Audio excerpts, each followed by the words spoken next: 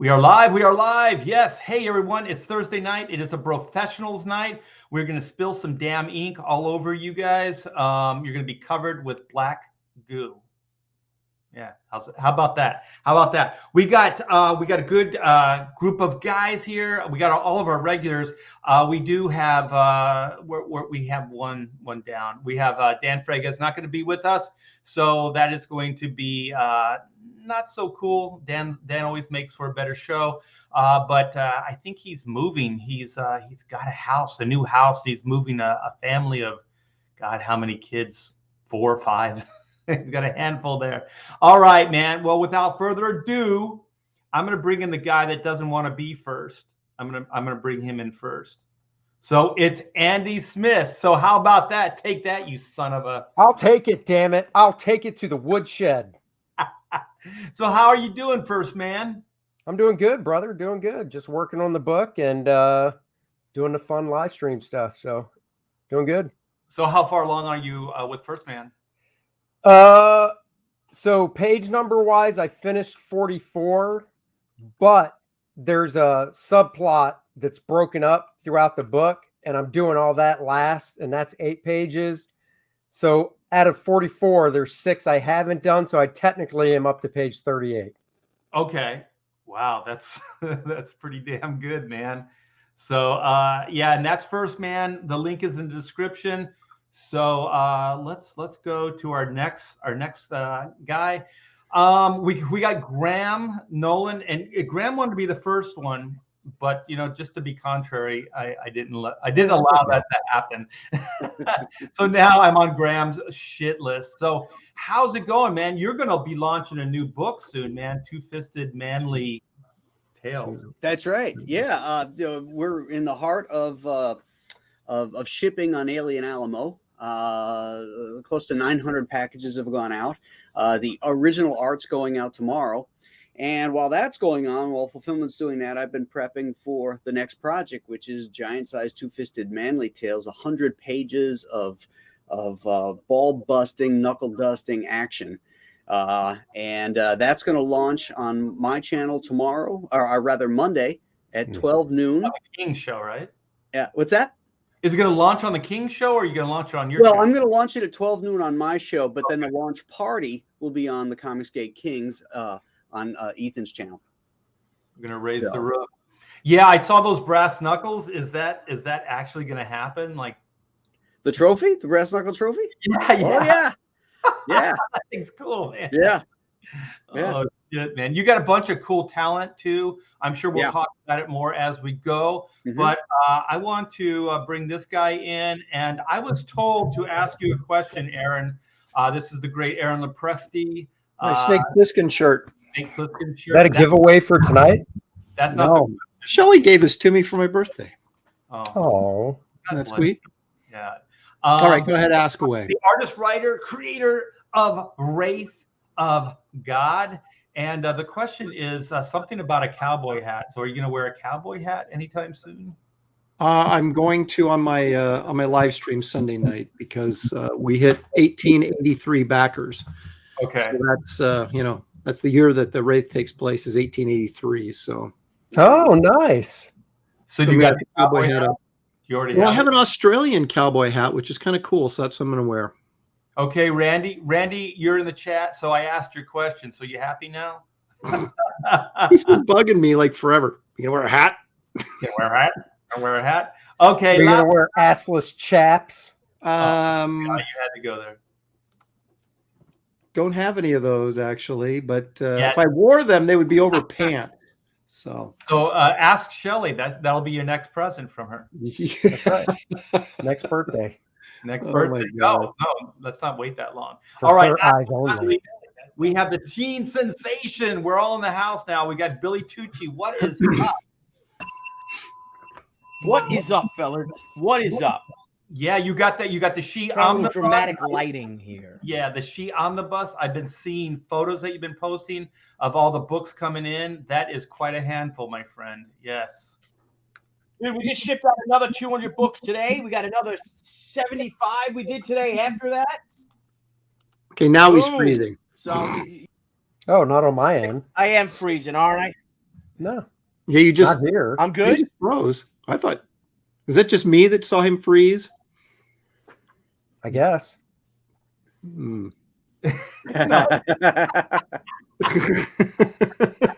Pretty good. Pretty Okay, good. all at once. Perfect. Look at that. Well done, Paul Lynn. See, he did just freeze there for You real. did. He actually did. Yeah. You get a froze on a froze, a freeze on a freeze. Oh, right. Well, holy. Oh, I really did freeze. Yes. Yeah. Should I switch While over? you were freezing. Yeah. All right. All right. Good day. Oh no, he's gonna go no. get the other Well, computer. you know what? I'm sorry, Rick, but I'm going to have to read this in front or without Billy to witness this. So thank you so much, Rick, for the super chat, $4.99. Hail the professionals. Hail right back at you, Rick. Did you just say to hell with the professionals, or did you say hail the No. professionals?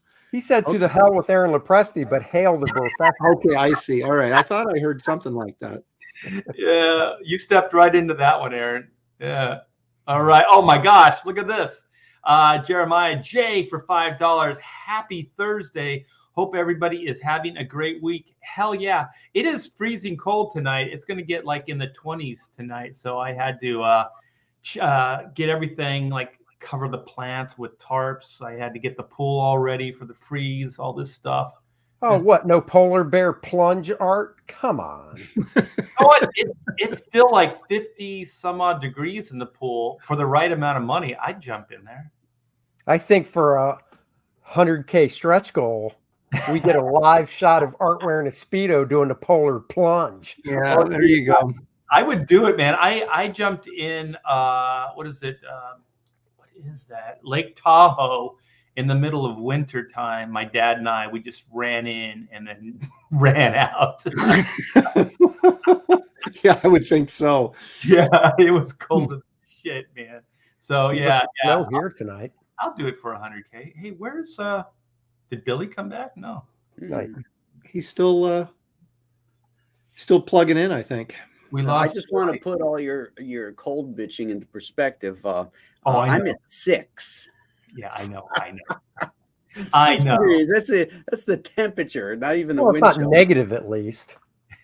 Well, Well, I've see, been that there reminds before. me. That reminds me when I was in Florida. We moved in our house in Florida, and they said, "Well, congratulations. You don't have to get flood insurance because you're at elevation 10."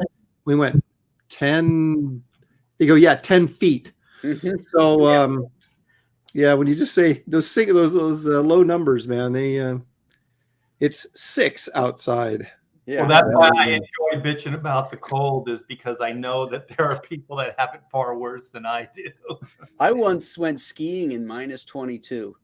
Oh, And Oh, I was sitting on the chairlift. I had a beard at the time, and I had snot running out your nose and freezing, and icicles freezing off your beard, and you are so cold sitting on that damn chairlift because you're not moving, and you can't Yeah. wait to get up to the top and start going down the hill so you can get your blood going. You know, the best part about being in freezing cold weather is you could snap your leg in two and you won't feel it.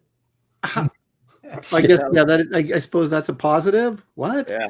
Positive. Yeah, I slammed. It was freezing cold. I slammed my hand in the trunk of the car, like I had it wrapped around the trunk, and I slammed it.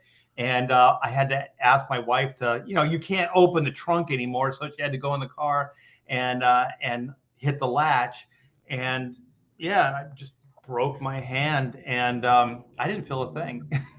dude, one of The the next day, right? Yeah, until the next day. Yeah, until it warmed up. But yeah. Oh, hey, Bill, one of the actors in the Moon Knight Disney show just died over the weekend from a skiing accident. He was 37. What an idiot! take that to heart, Billy. Sorry, I watched. That trailer looks horrible. What That an Moon idiot. Knight. Oh my God, that looks like crap. I think all the Disney Plus Marvel stuff has been pretty bad. Have any of you guys watched Book of Boba Fett? Yeah, my No, daughter I hear and it's watch it. terrible. It is. I watched the first episode. It is awful. That Is it guy, really? that guy, he's got Yeah. the range of a snail, as far as an actor, and he's every bit 60 whatever years old in these fight scenes. It's obviously he Oh, wasn't yeah, an yeah. athlete or anything. I mean, he just looks old and it's just horrible. Yeah, I watched it with my wife, and my wife was like, "Who's the old guy? Why did they get an old guy in there?" Like she couldn't believe that there was this old guy like as the lead, and I was like, I don't know. It's because that was Django Fett from the original movie. The casting makes sense, but if he's that old in real life, make him that old as Boba Fett now, and now you could write some stories about an aged bounty hunter. And you know, and get into that aspect of it where he can't do certain shit, so he's got to use his head. You know, it'd be more interesting, more complex. I think so. I think somebody's referring to you, Graham, as Sonny Bono's son. No, the person who died in the skiing accident. I think. The guy, I think it's Sonny Bono got killed in a ski accident. Sonny Bono died that way too. Yeah, and so did Liam Neeson's wife. She hit a tree. I think she hit a tree. No. Liam Neeson's wife was in her skis and she slipped and fell and hit her head. She wasn't actually going down a hill. Oh, really? Yeah. I think they were in the lodge. Okay, there's like 4 examples right in a row of why I will not go skiing. Exactly. I'm with you, Aaron. Yeah, I don't need that kind of thrill. No. Anything that could potentially die. Yeah. I tried it once. I was awful, and that was it. I gave up. Yeah. Billy lives where it snows. Do you ski, Billy? Yeah, I've skied. Yep. Do you still ski at your accelerated age? I have not skied in a long time. Accelerated age. I got now I'm into snowboarding. I had a funny accident skiing one time because I had to take the kids up, and I was going to go with them, and my back was really bothering me. And so we get on this hill, and it was a black diamond hill, and it starts going, and it starts going like this, and you start building up speed, and all of a sudden you're like going, and then you hit this plateau that drops. And so if you don't navigate it right, you're going to go straight off like that into the air and land. So I'm going down this thing, and the girls are behind me, and some young teenagers stopped at the ledge. They decided they weren't going to go over. Now I go over it. I come over the hill, and there they are. And I go over their heads, and I got my poles like this. I'm like, I went over them. I landed on the other side of the hill, went bam, bounced down the hill like that. My girls are laughing their asses off. And I get up, I got my mask is all over the place. My shit is everywhere. And I get up, and I'm like, hey, my back feels good. The bounce put everything back into place. Like chiropractic. Oh my gosh. Let me get this super chat from Randy Howe. For $5. Thank you so much. I haven't watched any Disney Plus Marvel shows. Gave up on Boba Fett. Guy hasn't fired his blasters after 3 episodes. What? Is he the kinder, gentler Boba Fett? Like, is he not? Well, it's Disney Plus. Yeah, but I mean, they did. What's his name? The Mandalorian. There was still some kick-ass shit in there, right? Oh yeah, Mandalorian was great. Yeah. There was that one robot. Was the season finale, the first season, where he goes out and Blaze of Glory. He's just like, and just like shooting him. Yeah, it was good stuff. Good stuff. All right. Well, let's get into the topic for tonight. The topic for tonight is we're going to tell you or let you guys in on what our favorite adaptations from comic books to movies are. So we're each going to have 3, and then we're probably going to throw out a couple worsts because that's a lot more fun than our favorites. And so no criteria here, just what you think is your favorite. And I'm sure there's going to be a couple, where we're going to overlap on stuff, but I think we're all kind of different enough that it'll be cool. Because I think I'm going to overlap with Billy. That's why I'm saying that, because I think I got one that Billy is sure to pick. So let's go first with I have some backups too, though, because I figured I'm not very original. So I shared the screen. Okay. Oh my gosh, look at this. No way. This is a great one, dude. Oh, the second one. Great movie. It's the Donner cut, though. It's got to be the Donner cut. I love the Donner cut of Superman 2. I couldn't believe, and I didn't find out about this until like when did this come out? About 10 years ago or so. But What, the Donner cut? yeah, Yeah. What's the about difference? 10 years ago. But I never knew until it came out that he had like almost a whole freaking movie shot. I never knew that. Yeah. And then Well, he got first one- what was the the deal? first Did he one, quit the or get second one canned? were- I think he got canned, and then they put Richard Lester in there to finish it up. Yeah, The first and messed it all up. Out at the same time, right? Is that Yeah. right? Yeah. Yeah, they shot 1 and 2 at the same time. And I can't remember what the friction was that Donner had with the producers, but yeah, he got bounced. And then when I saw this and saw the trailer for it, I was like, holy crap. Do you have a What's the trailer? main difference? Well, now a lot of people complain about I like this movie a lot, but a lot of people complain about it because they give like Superman like these weird powers that he wouldn't normally have. Mhm. You know, like making Lois Lane forget, and you know, Right. the Oh, stuff he yeah. did in Yeah. the hologram stuff he did in the ice castle or whatever, his Fortress And of the Solitude. But tossing of I his ass. yeah, I just kind of went with it, you know. Yeah. I liked it. There were added scenes. It was almost kind of like the Josh Whedon, Zack Snyder Justice League in a way where, Josh Whedon went in and re-edited stuff and reshot stuff, and they kind of used some scenes that Donner did, but then just the editing of it together. If I remember, I haven't watched it in years. So Aaron, if you know more, feel free to jump in, but, just the re-editing and stuff. And like I said, the whole movie was almost done when Donner left. So they didn't really have to do much except just go back into the editing bay. I haven't seen the Donner cut, so I definitely want to watch that now. What's the difference, Andy? Like, what are some of the things? That's what I'm trying to remember because it's been so long.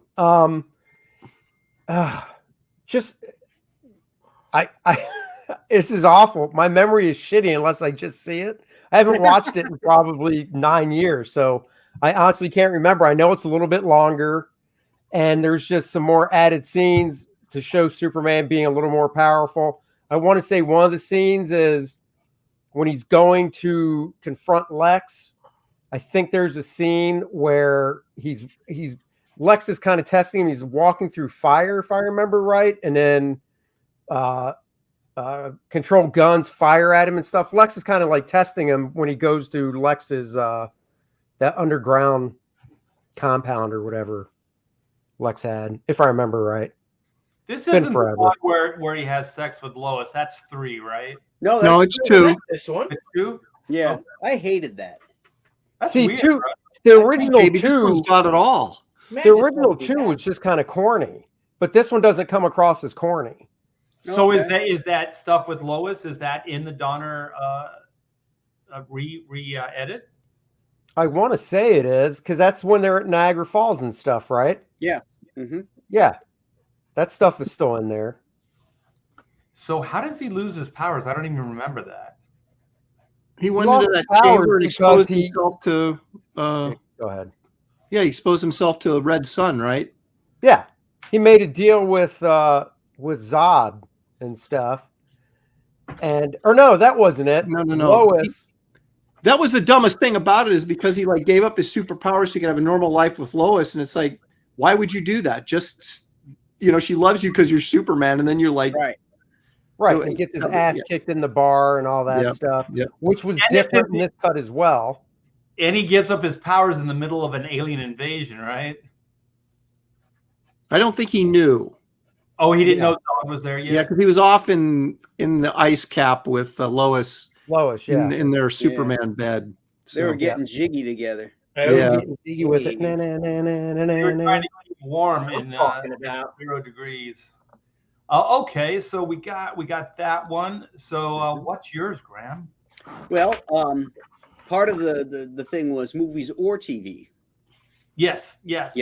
So I have to go back to probably one of the 2 that started it all for me. Let me share the screen here. Where Graham's going with this is the Electric Company with Spider-Man. That was a good Spider-Man. It was way better than the TV show Spider-Man. Okay. 1966 Batman. Oh, yeah. You couldn't have cast it better. It was very true to the comics. When you were a kid, you didn't get the camp, everything.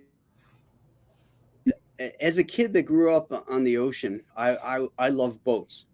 And this scene here is from the 66 Batman movie, which they made the movie after the first season of the TV show. So they had a bigger budget so they can create shit for the TV show. So they introduced the Batboat and the helicopter in this movie. And they had all the villains, like the Rogues Gallery was in the movie too, right? Yes. And this is the one with the shark repellent, right? Yes, which is a scene that comes up shortly thereafter. But this particular scene I just love because the guy who made the Batboat used a Glaston boat, and those are like $80,000 to $100,000 boats now. Wow. They're very expensive, and what they're known for is how fast they plane. See, when a boat goes into water, it's pushing water until it trims. Watch how fast this thing trims and watch how powerful this boat is. And that struck me as a kid. And the amazing thing is Adam West is actually piloting that boat. Now listen to the sound of these engines too. Oh shit! Yeah, I remember that boat. Yeah. Oh, Robin, really? Listen to this. Oh, look at that shit. They're pulling G's. Bam! Oh yeah. There it goes. It just trimmed. Is that really Adam West driving it? I doubt it. Oh man, they get some air on that one. Look at how fast that thing takes off. Yeah, that can't be Adam West. There's no way. No, those are the stunt guys. But I loved that TV show, and to me that's the Batman's voice I hear in my head, and it's just a great interpretation of the character. Well, I have to say that if it wasn't for the Batman 66 TV show, I probably wouldn't be drawing comic books. Like that started it all, man. When I went to the store with my mom and I saw that there were actually comic books with Batman in it, I was like, that's it, man. It was done. You know what I mean? My fate was sealed at that moment in time. Yeah. All right. Well, we're going out of order now from the original. Billy, what do you got? All right, I gotta share it. I shared it. Okay. Here we are. Oh, see Did that. I take yours? That was mine, Oh dude. yeah. I'm Oh, sorry. I forgot about that. That one is a good one. This is I one of forgot my, about that one too. this is one of my favorite films of all time. I got to be honest with you. I just love everything about it. I wish there was a little more action, but the casting I thought was fantastic. I think Billy Campbell's a great Rocketeer. Yeah. I think that Jennifer Aniston as Jenny as opposed to Betty. No, not Jennifer Jennifer Aniston. Yeah, I thought everybody. Paul Sorvino. Jennifer Connelly. What's that? Yeah. Jennifer Jennifer Connelly. Yep. Jennifer. You know who's brilliant in that movie is Alan Arkin, man. Yeah. Holy shit! As a Peavy. Yeah. Yep. And I remember, I even get now that with Dave Stevens, gone and all, and I kind of got last time I watched at the very, very end when Cliff kisses her and Peavy gets the plans for the Rocketeer, and the camera starts pulling out, and the GB Racer is there, and you hear that music, that James Horner music, that great theme. And then the two little kids run by with the pots on their head. Rocketeer to the rescue! I got like goosebumps, thinking like, "Wow, Dave, you did it. You got a movie made, and it's a great, great film. It's probably one of the best films that no one's ever seen." Yeah. And the spirit of it is like the comic book, man. I mean, Absolutely. it was actually I forget those two guys' names. They did the Flash TV series too. They're the ones that wrote the Rocketeer. I don't know if they directed. Danny Bilson wrote it, and I think Danny Bilson wrote the script. Joe Johnston directed it. Yeah, Johnson directed it. And again, I just think how they stay true to the character. I think they improved upon it, like the rocket with the twin boosters in the rocket and describing it how, because Dave just when Dave just drew it, first created it, it was they needed a rush project or something.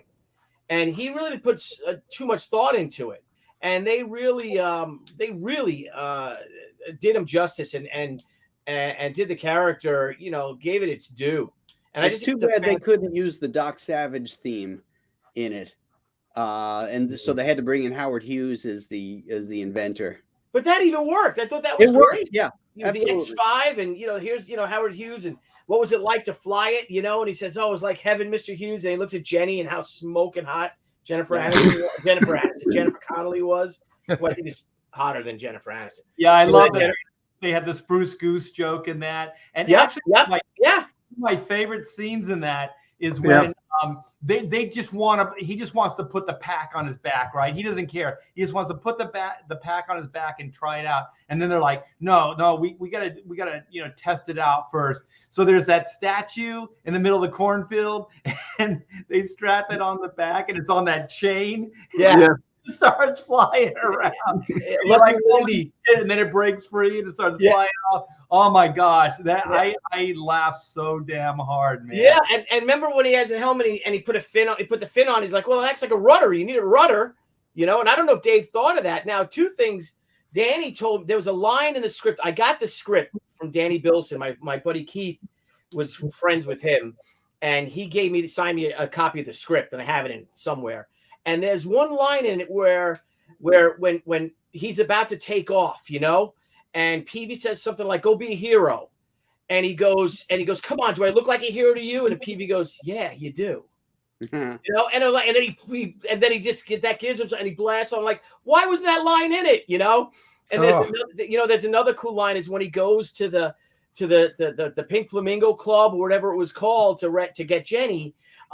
He's just flying, trying to find around, and he just lands, and he lands in the middle of this crowd, and it's Betty Davis is at Grauman's Chinese Theater, and she's signing her, you know, and she's about to, and she stops like that, and he looks, and he's like, "Oh, I'm sorry," you know, like he just, because he couldn't control how he landed or something like that, and he just blasts off, and then there's an imprint of the rocket blast, and then his boots, and then Betty Davis takes the pen they gave her, and she writes "The Rocketeer." You know, like these great lines that are like, son of a bitch, you know? And that would have been cool. Yeah, right? They're just too, like, you know, come on, Peavy, do I look like a hero? And I was like, yes, you do. You know, yeah, you do. Yeah. You know, I just love that. And, you know, he turns his head and all. And then I was talking to Dave about it, got to hang out with him for a weekend after San Diego in like 96, I think, or 97 or something. And we were talking about, I said, well, how do you feel about the Jenny character? Because I just adore her, Jennifer Connelly, you know, and I thought she was great. And he goes, oh, yeah. He goes, you know, she is. I said, but how did you feel that she wasn't like the Betty character? And he goes, no, I thought she was great. But, you know, he goes, I talked to Jennifer. She would have done that. Been like the Betty type with the, you know, the posing and all that and a bit more risque. She was willing to do that and have the haircut, you know, and the whole thing. So, but it was a Disney film, so they had to cut that shit out. Yes, absolutely. Yeah. Well, like my other favorites is just like with the mafia guys, you know, because it's all like the Nazis coming in, and then the guys like, you know, like because the mafia guys are helping them, like they become the good guys, right? Yeah. And it's like, we might be mafia or whatever, but we're still American. Yeah. One of my favorite scenes is when he's standing there by the flag and he's got to get up to the dirigible and he blasts off and he takes off, and then the Paul Sorvino character says, "Go get him, kid." I love that. I know. Yeah.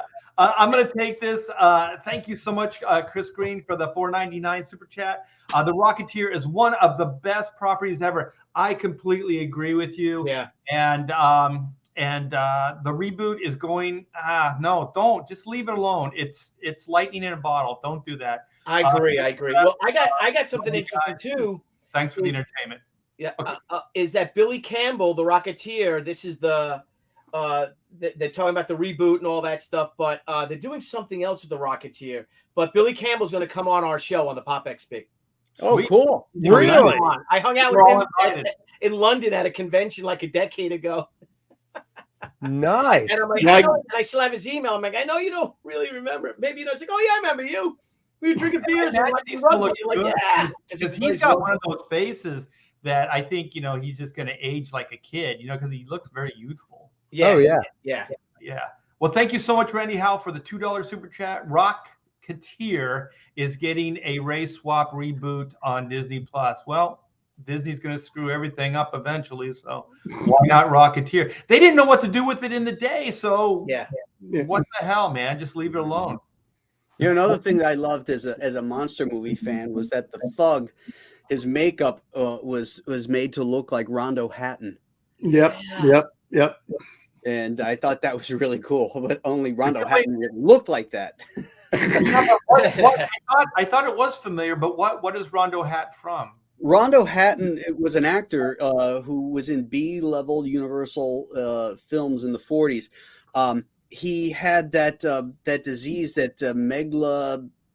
He was a World War I vet, and he was exposed to mustard gas and stuff, and they think that's what triggered it, and it caused him, his face and head and hands and stuff to like giantism, and so his face got all messed up and everything, and he was a reporter for a Tampa newspaper back in the day, a newspaper reporter. And then it got too hard for him to work in that business anymore. And then somebody saw him that he'd be good in these horror films. And he went out to California and he, made a marginal living, making like 4 or 5 or 6 of these kind of low end horror movies, like the Creep. And there was another one. I can't remember the name of it now, but he's an interesting guy who a sad life. But that's what he American hero too. They didn't put makeup on him. Well, the thing is like when I saw him in the Rocketeer, or that character type in the Rocketeer, I was like, that looks familiar. You know what I mean? Yeah. And I couldn't place it until you just said it right now, that there is an actor that looks like that guy. Yeah. I like his little flat hat. Yeah. He wasn't that big though. Rondo Hatton was not a tall guy. He was very short, but he had a huge head and huge hands. Okay. Yeah. But the guy in the Rocketeer, of course, was a real big guy. Play that. And also that great line. Well, it's all part of the show. Remember that when he blows up the gas, all the gasoline.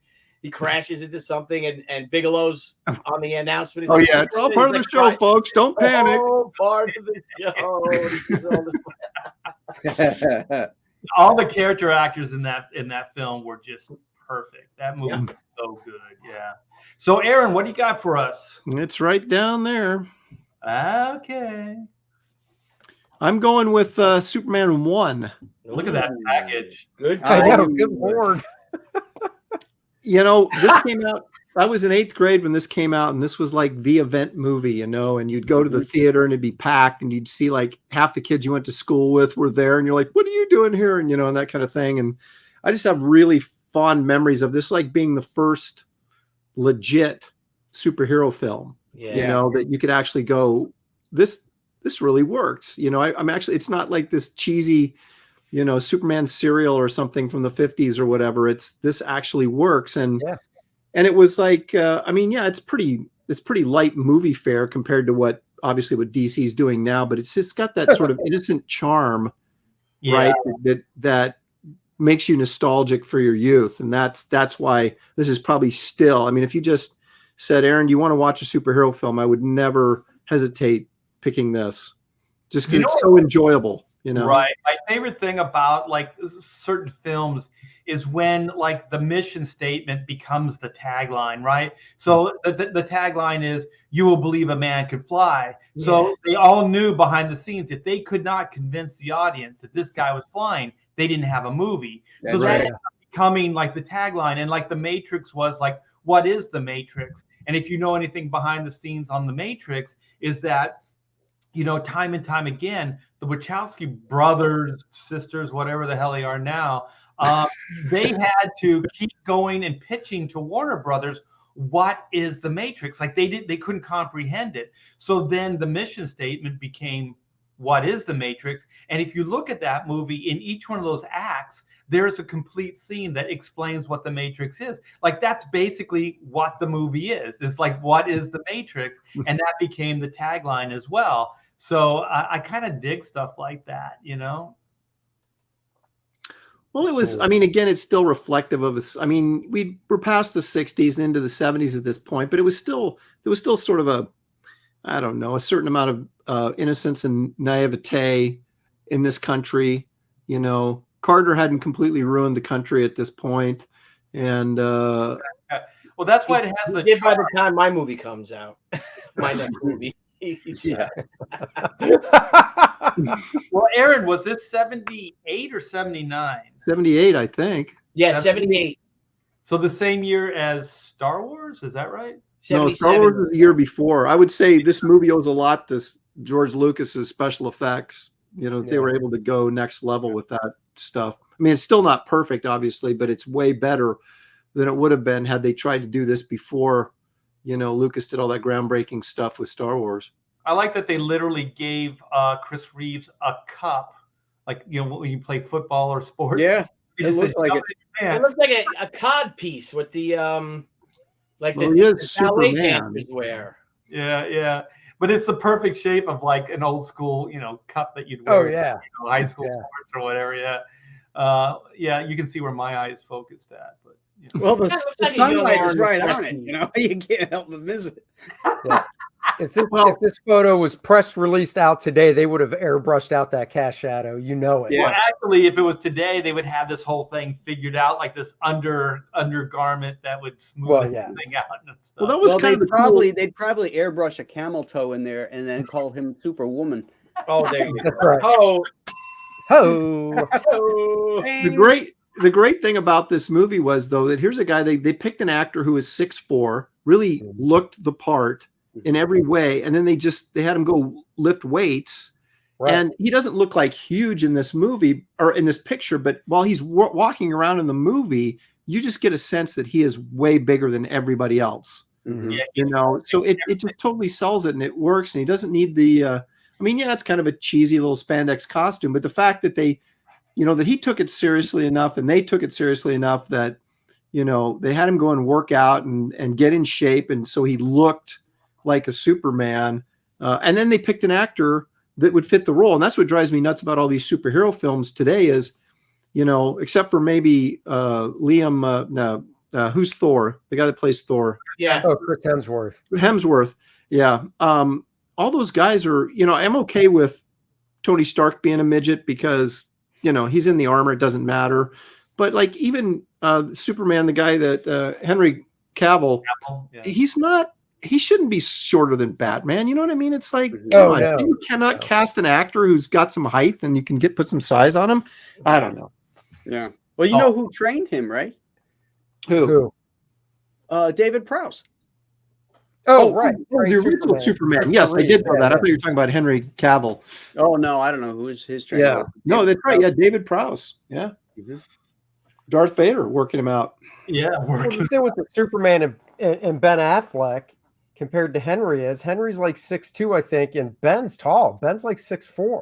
Yeah. Henry, So is it's is Henry Cavill really 6'2"? I don't think he is. I don't think he's 6'2". I think he's like 6'1", maybe. All these guys lie about 2 or 3 inches about their height. You know, it's like what was it? Arnold always said he was like 6'2", and he's really about 5'10" or 5'11", maybe. Are you kidding? Really? Yeah. Well, he may be now, but I met him when I he think was he was filming 6 feet at least. I don't know. Conan the Destroyer, and he was over 6 feet Yeah. when I met him. But now, you know, he's been beaten down. He could be only 5'11" now. Well, I don't know, because who's the chick that was in Superman 2 that was also in Conan the Destroyer? She was way taller than him. Wait, in Superman 2. Yeah, the Oh, villain. yeah. Not that Sandra, whatever. The British actress. What the heck was her name? Yeah.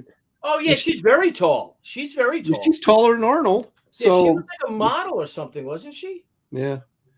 That's So weird. I don't know. I mean, and again, it's like you said. I walk next to Sarah Douglas. Yeah, Sarah Doug. I walked next to Lou Ferrigno, and granted, at a show, you know, and like you said, he's a little bit hunched over and everything, but that Yeah. dude is nowhere near 6'6", like they were saying he was in Pumping Iron, you know, Yeah. because he was barely taller than me. then. Huh?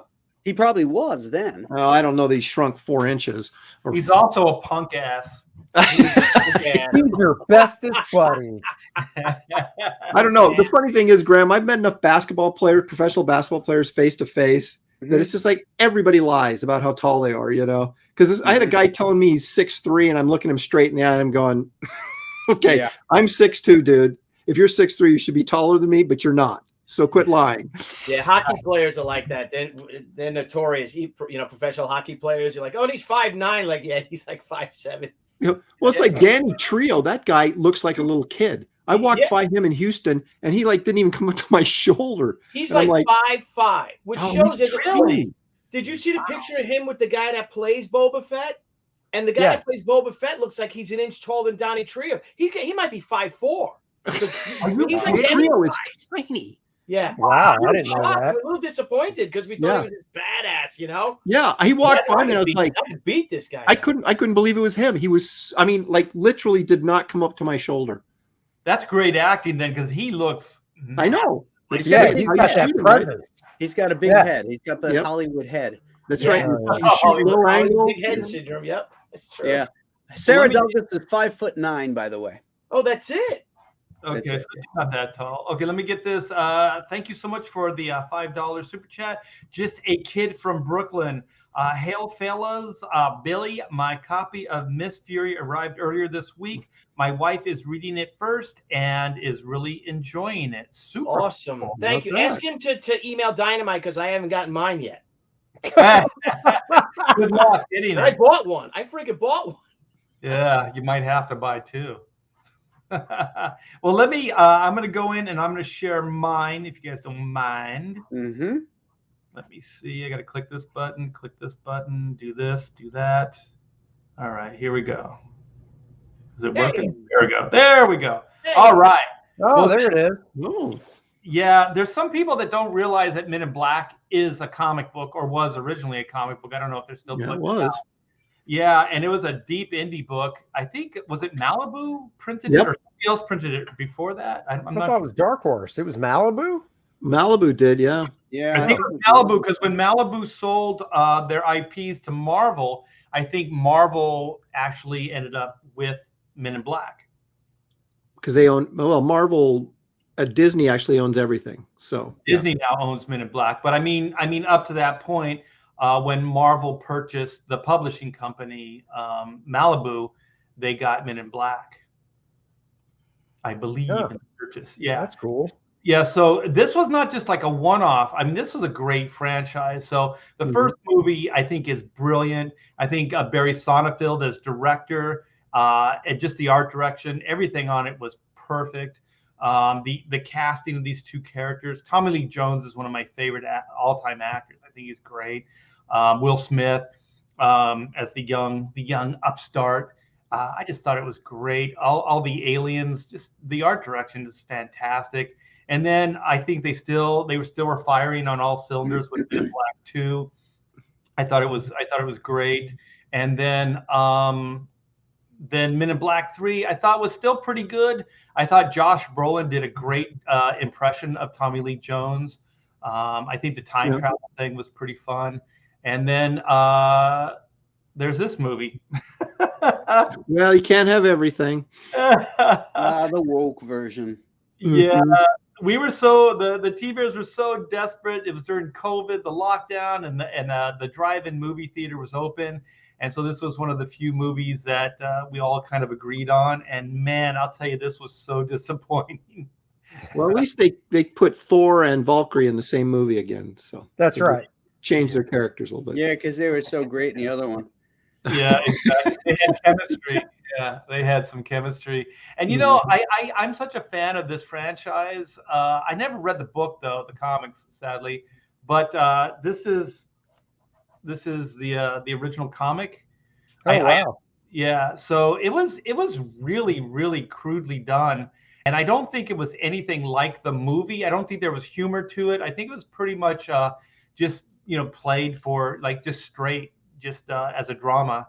And so, but like I said, I never read the book. They were pretty hard to find in the day when I had interest in reading them. So I never did read. Did you guys ever read Men in Black? No. No. Yeah. The artwork looked so shitty. I was like, yeah, I'm not going to read that. Exactly. And then there's this. Oh shoot, I'm jumping the gun. Damn you! Art, why don't you just you can't show all yours. Yeah, it's like, why don't we just go home? Art, you just finish up. And then there was Men in Black 12. That's one of them. I thought I had another shot. I guess it wasn't there. But it's the animated. I had a little clip from the animated, and I thought the animated adventure was really good. I thought the art direction was really good on that as well. So that's not only just one of my favorite movies, like comic book to movie, but also just franchise. I think they did a pretty good job managing it for the most part until recently. So now we're back. We're back to Andy Smith. Andy Smith. What do you got, Andy Smith? You pop it right up there. It's recent, but it's my favorite out of the 3 Captain America movies, The Winter Soldier. Good one. It's Me a good too. I one. watched it the other night. This is a really good movie. It's so good. It's Well, it's espionage. It's just so freaking good out of the 3 of them. It's And awesome. honestly, out of all the 3 Iron Mans, 3 Thors, and 3 the 3 Cap movies I think are all good. Whereas you can't say that about the Iron Mans. No, You can't say it about the Thors. But definitely. I thought not. this one hit on all cylinders. So. I agree. Yeah. Was it that Joe Johnston too? Is that the same guy that No. did the Rocket? No, these are the brothers. Wachowski brothers or something? No. No. Oh, this is Winter Soldier. I thought this was the first movie. Yeah, Winter Soldier. Yeah, that is badass. That was one. Somebody That was on my in the list too, chat Andy. knows. It was. Did somebody in the chat say who it is? No, they're 'Cause going it's to the a guys second that went on to do Infinity War, Endgame, and all that, right? Yeah. Yeah. The Russo brothers. Yeah. Russo, Yeah, the Russo, Russo yeah. brothers. Yeah. Or Italians. You got the Italians on the Rocketeer. You got Italians on Captain America. Come on. But talking about casting, when they first cast Chris Evans, everybody knew him as Johnny Storm from the Fantastic Four, and I was even like, really? I thought he pulled it off great.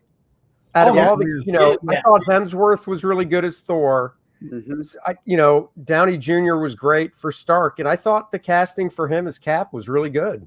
So, No, it was brilliant casting. He stepped up to the role, and the writing was strong. Yeah, the Russos. It was Joe Johnston that did the first one, though, right? The Yes. Avenger. Yep. And he's the same guy that did the Rocketeer. Is that Yep. right? Yes. Okay. Yeah. I think he did. Didn't he do October Sky too? That was another great movie. He did. Yeah. That is a good movie. That guy understands America.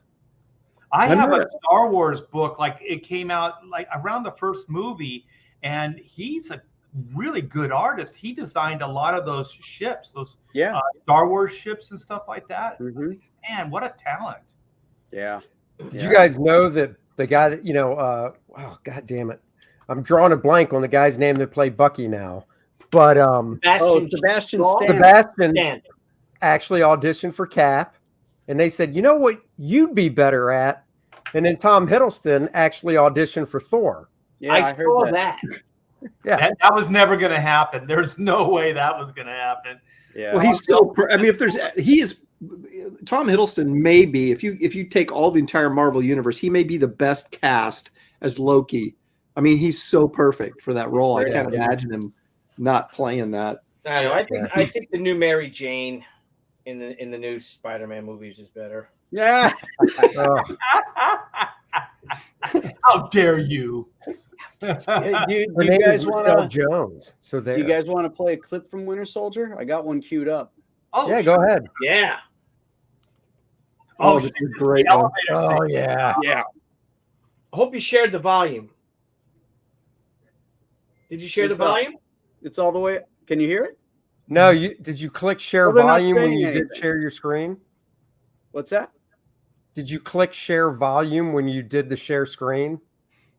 Well, we'll just- Because there's a box for share volume you have to click. Yeah, you got to share volume. I think the only line is when he says "gentlemen" or something like that. Yeah, see, he's saying it already. Okay, hold on a second. Here, I'm gonna remove it from the stream. Oh, I can hear the sound effects now. Yeah, I can hear the sound. Yeah. Yeah. Well, let me read this while you're getting that.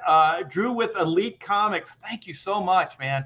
$4.99 super chat. Hey, Andy, it was great talking with you earlier. Billy, Yeah. can't wait to talk to you in a bit tonight on Pop XP about my Kickstarter. Oh, very cool, man. That was fun. I did that at 5 o'clock, 5 to 6:30 before this. It was really fun talking to those guys.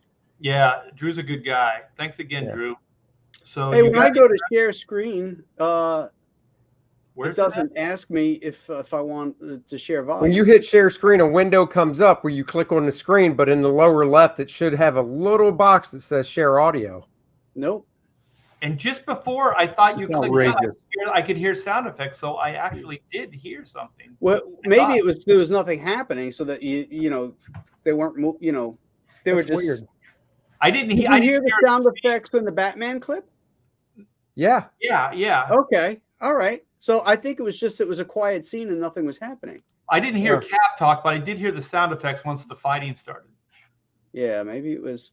Let's do it again. Let's try. Try it again. Okay. Try it now. Where are you at, son? There you go.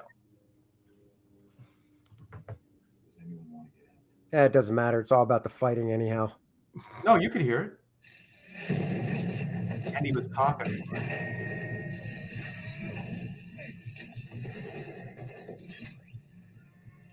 You guys get ready because this is going to be any one of us at our next comic convention in the. You know why I dug this? It's so Jack Kirby. Remember when Jack would have like Cap fight all the soldiers and stuff? Oh yeah. Just push them around like. This must have been a bitch to film in such an enclosed space. I loved it when after the fight, when he jumps out of the elevator with his shield and just lands on it, and the shield takes all the impact. Yeah. God, that was awesome. And then it gets better. Like is that when he gets the motorcycle and jumps on the plane? Yeah. Yeah. I like when he when he pops his shield up and smashes the thing off, like it is an exclamation point.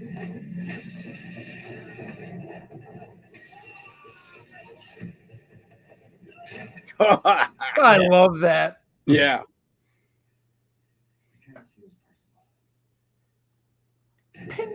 Nice. So badass.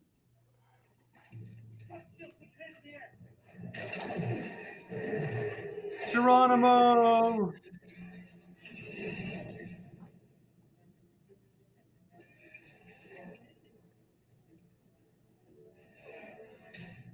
Oh, not that way.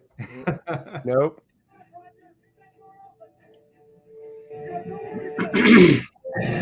Oh. Well, just the beginning of the movie when he jumps out of the Quinjet or whatever into the ocean. Did he have a parachute? No. Oh yeah. No, he didn't. No, he didn't. Yeah. So good. So good. That's great. That's great. Yeah, thanks for that. Let me get this. You guys are so cool, man. All these super chats. John Doherty for the $5 super chat. My old friend Drew, those first Men in Black comics, Sandy Carruthers. Sorry you didn't like his art. It was a huge help when I was a kid. Yeah, Graham. Graham Nolan, the destroyer of dreams. How many years ago was that? If he hasn't made it yet. Well, you know, he's a lot better now. I'm sure. Well, you know what? He's got the last laugh because he's probably a multi-millionaire because that's such a, great franchise. So who cares about the art? You know, the IP, the idea was really, really good, you know? Yeah. Well, look at Ninja Turtles, you know, that first issue, what that looked like, you know. It looked brilliant. It looked green. And those guys are richer than I'll believe. Oh, all right, so Kevin's a nice guy too. Kevin Eastman, really nice guy. Great guy. Yeah, we went to it was just when they started getting their success. It was in San Diego. They rented a suite at probably the Marriott or whatever, and we went up there and we partied with those guys. And I just remember those two guys were talking about, yeah, man, we bought a Porsche in cash. You know, this is when the money just first started coming in. And I just remember, like, me and my friends, you know, we're like, we're doing it the hard way, man. So then we got trashed. We went down to the bar down there and we started doing our own indie comic. Like we're gonna do like those I forget what it was. It was some kind of noir thing with a mouse. You know, I just remember they go to a strip club and there's a character named Mona LaFluff and she's taking it off Mona LaFluff. Mona LaFluff. We had a pinup and everything. We drew the whole book in one evening. I mean, we were trashed. Yeah. We're gonna change the world, man. We're gonna buy our own Porsche. Mona LaFluff. He bought a tank. Yeah, he He did. bought a tank. Who Oh, yeah, did? he Really? was riding Yeah. around his property. Yep. Who did? Kevin Kevin Eastman. Eastman. Oh, Damn. Before or after he bought heavy metal. It was a Stewart tank, an M5A1 Stewart tank. They would drive it. Yeah, like he learned to drive it and everything. Yeah. That's awesome. Yeah, my first instinct was those guys weren't working half as hard as the mainstream guys I was hanging out with.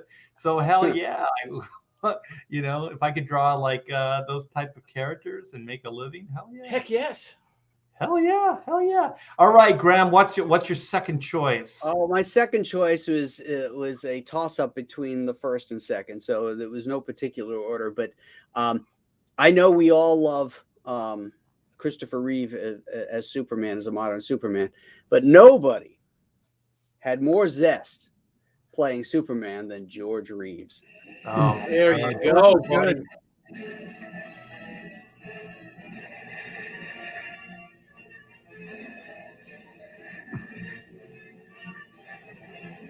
Look at him busting through shit.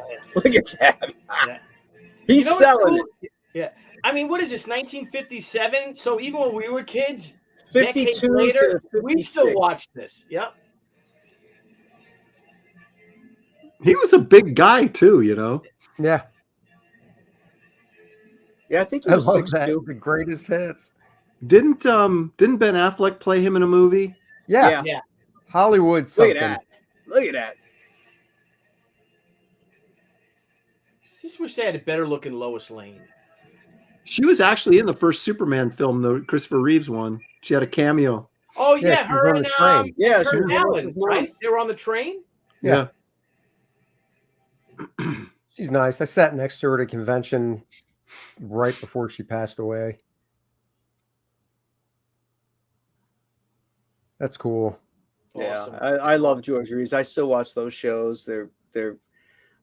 He had so much energy as Superman. I mean, yeah, obviously physically, you know, they had to pad him up, and he got a little thick in the waist and all that kind of stuff, and the flying effects. But man, as Clark Kent, there's nobody better. There's nobody The better. flying effects where his stomach was totally flat because they took out what he was laying on. Yeah, he was laying on a board. Yeah, I love that. yeah. He was always in shape when he was flying. That's right. Yeah. Yeah. No, that's a great choice, man. I do remember. I think it was the George Reeves TV show and Superman, where I thought the writing was actually pretty good. I remember he was Clark Kent. He was on the street. You know how they would have like the little like hot dog stands or whatever. So he's there and he's eating. You know, he's ordering and stuff like that. And so then he hears somebody that needs help. Right. So he hears it with the super hearing. So then he's going to go off. But then somebody like right in front of him needs help. So it's like two things at one time. So he had to try to make a decision what to do. Who do I save? You know, they're both in life and death situations. And for the life of me, I can't remember how he resolved it. But I'm sure it was some like really cool Superman way. Like he saved both of them. You know, I can't see him let one die.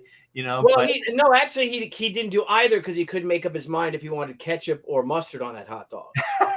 Right. So it was like Billy, he's Superman. He was not even considering ketchup. That's right. You're right about that one. I apologize. it's mustard and onion all the way, man. Yeah. Yeah, Maybe a those are little killing it relish. right now. Come on. Yeah. Mustard and relish is the way to go if we're going to get on hot dog Ooh. talk. You do not put mustard, ketchup on a relish, hot onion. dog. No, Mustard I and relish is like good. the onions too, with the red onions, Yeah, whatever. I'll go with Oh. onions. I'll go with onions.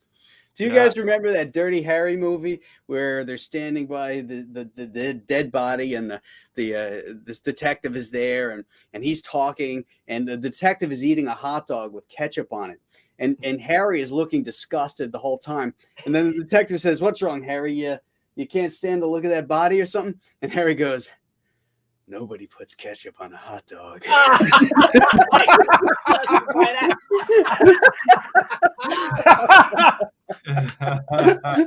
That cracked me up.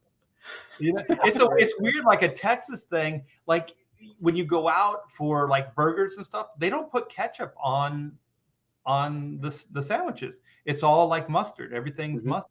I personally like ketchup and mustard on a hamburger, though. Yeah, on a hamburger, but not a hot dog. Yeah.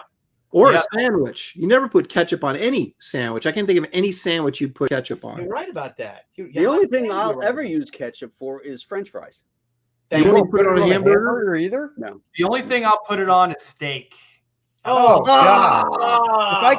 If I could remove you from this stream, I would. You live in Texas? You know, Holy crap, are you kidding me? I can't wait for you to ask us. You better start packing, son. Wow. All right. You guys ever put mustard on a chili dog? I never had a chili. Yes. Dude, that is next level. Yes. Thank you. So good. It's messy as hell. Yeah, but it's good. Well, you do it with a fork. Mustard and onion with cheddar cheese, right? Mm-hmm. No American cheddar. Mm-hmm. I just had my first corn dog like last summer, and it was the greatest. I'm like, oh my God, why did I'm like, I don't Who's like been trying hiding new this things. from me? Billy, how did you have a childhood without a corn dog? I just don't like trying new things, you know. Like I'm like, I just get a hamburger, or I'll get a hot dog. You're that kind corn of dog. I don't like trying new things. Same thing. I think it was Heroes Con 2019. The last Heroes Con, the first time I had fried pickles. So I'm not gonna have a fried pickle. I ate that. I'm like, holy shit, this thing is great. Carny food, yeah. I love that. I just just don't like trying new orders chicken things. I don't like trying new things. Yeah, like corn dog is like this new invention that, I'm not going to try that newfangled thing. Well, see, the great thing about a corn dog is you put mustard on it, then you've got that kind of sweet and sour going on with the hot dog, and it's Okay, wait. Do you put ketchup on a corn dog? Oh no. No. Art, if there's dog in the word, there's no ketchup. No, I just thought since it had the corn on it that maybe it changed the dynamic. No, because then it would be way too sweet if you put ketchup on there along with the corn dog. Well, Aaron, how do they do things down in Ireland? Which I They don't have his manly hat. When you go to a fair or a carnival or something, you go there to eat the weird food, to at least try it out. I can't believe it took you that long. That's what I was saying. Like corn dog. pickles, like that's carny food. Like Oh yeah. Have you guys seen the deep fried butter sticks? Yes, I did not try that. I wouldn't go there. Oh, there's nothing more disgusting in my No, mind I wouldn't than eat that. anybody I who saw takes a butter stick deep fried and then eat it. You know what? My dog stole a butter stick off the stove the other day with the package, ate the whole thing. I thought for sure that dog was just gonna upchuck, but no. Did he get it down, right? Yeah, can you actually eat a full stick of butter and not puke? Can you? I wouldn't. I don't know. Gross. That's It's fat. It's just a lump of fat with salt in it. Yeah. You know. I mean, you use it to make pie crust, but I'm not just going to gnaw on butter. Yeah, but you don't just chew on butter. It's like when I found out that icing, like traditional icing for a cake, is just sugar lard. It's just lard that has sugar in it. After that, I was like, I can't eat cake. I'm a pie guy. I can't eat cake. Yeah, I'm with you, Art. So gross. I'm a pie guy too. I love pie. Apple pie, cherry pie. Yep. We can have a Blueberry. pie stream. Maybe we'll invite Ethan on. We'll have a pie stream. We just had Pecan chocolate. I had pie before the live stream. Yeah. Oh, what kind of pie? nice. What kind, Art? Cherry. Heat it up. Little ice cream. Yeah. Cherry, apple. It's all good. Blueberry. Come on. Yep. Blueberry Blackberry salad. is my favorite. Mm. You know what? I don't think I've Pecan had pie that. is big here in Texas, but I didn't care for pecan. Oh, I love pecan pie. Key lime pie. Oh. Hey, I had David Williams on once, and we were having a pie palooza, and he brought on a piece of peach pecan, and I'd never even heard of this. And I'm like, dude, this has got to be some sort of southern thing. I mean, he lives in New Mexico. I don't know if you'd consider that southern, that's southwestern, but I'm like, that can't be a normal thing. I had never even heard of that before, but it sounded really good. So I don't know where you have to go in the country to get that. Yeah, maybe a pecan was mixed with a fruit, but just pecan pie straight, nah. Let me get the super chat. Thank you so much, John, for the $5 super chat. Carruthers Chili, happy for young talent, still finds joy in learning, and that keeps him young in hustling. P.S. Looking forward to the next Nolan book. Well, that's going to be There you launched. go. Thank you, John. Yeah. Thank you so much. So who's up next? Is it Billy? No, I think it's Aaron. I think it's me. It's Andy. No, it's Aaron. No, it's Billy. If we go in the original order, it's Billy. Yeah, it's Oh, Billy. you're right. I'm sorry. Yeah, you can share my screen then. Okay. Where are you? Is this you? Yes, it is. Yeah. Oh, look at that look. See, rumor has it the Athenians have already turned you down. And if those philosophers and boy lovers and that kind of I'm going to speed up a little so we don't use too much of your time. Sped it up a little bit. Oh my God, these slow camera rolls. I know. I didn't know it was going to be this friggin' We're slow. looking close in. We're still looking. Yeah. Zack Snyder at his work. Hello. Oh, I like that shot when she gives him the look. Of course you do.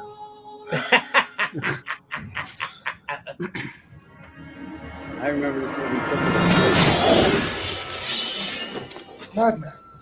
You're a madman. Air and water. But you'll find plenty of both down there. No man, Persian or Greek, no man threatens a messenger. You bring the crowns and heads of conquered kings to my city steps. You insult my queen. You threaten my people with slavery and death. Oh, I've chosen my words carefully, Persian. Perhaps you should have done the same. This is blasphemy. This is madness. Is it? Is it? Here's the Tom Huddleston. Is it? Stab. Like nobody knows this guy's dying. Yeah. Yeah, exactly. Who has a bottomless pit right in the middle of the town square? I knew. This is Sparta! Now the thing is, that really happened in Athens and Sparta when the Persians came. They kicked them down. He said you'll find plenty of earth and water down there, and they both they killed the emissaries and threw them down the wells. That really happened. But I have one in the backyard, so you guys ever come by? I gotta tell you, I really liked that movie. I thought it was really true to the color, especially Lynn Varley's color template. I love that story, the 300 Spartans at Thermopylae, and I really enjoyed that film. I heard that even Zack Snyder, like people that don't like his work, like that movie. So I never saw the movie just because when I saw the trailers and the advertisement, it just looked like a video game. It looked kind of like bad video game art. I agree. So I never really, it didn't feel tangible or real to me. So I never really I never wanted to see it, but I do know a lot of people that are fans of that flick. Mm-hmm. It's Snyder's best film. They did To a take it or leave it. I don't know what that says, but it is his best film. Well, I thought his best film was Dawn of the Dead. Oh, did he do that? Yeah. Oh, the Greek said ohi. Why would the Greek say ohi? Nikotronos. That means no. I don't think I've They seen. said ohi that they're not going to surrender to the Spartans. I get it. Okay. Right. I don't think I've seen the remake. I've seen parts of it, but I don't know if I've sat down and watched the whole Dawn of the Dead remake. Oh, it's really good. Oh, it's really good. I think Really that's good. his best film. Okay, I'll give you that. Yeah. How- I where do you enjoyed guys it, though. I really enjoyed it. I liked on, it, though. on the I just- Watchmen? I want to know why you'd send an emissary that was so stupid they would stand like 6 inches away from a bottomless pit while they're presenting their treaty terms. I mean, I would see the bottomless pit. with. I'd go, dude, let's go stand over in the park. Let's not stand near this big gaping hole. Just in Aaron, case you get pissed and want to kick me in it. I have the answer. The script demanded it, so that's I why. guess. Yeah. Yeah.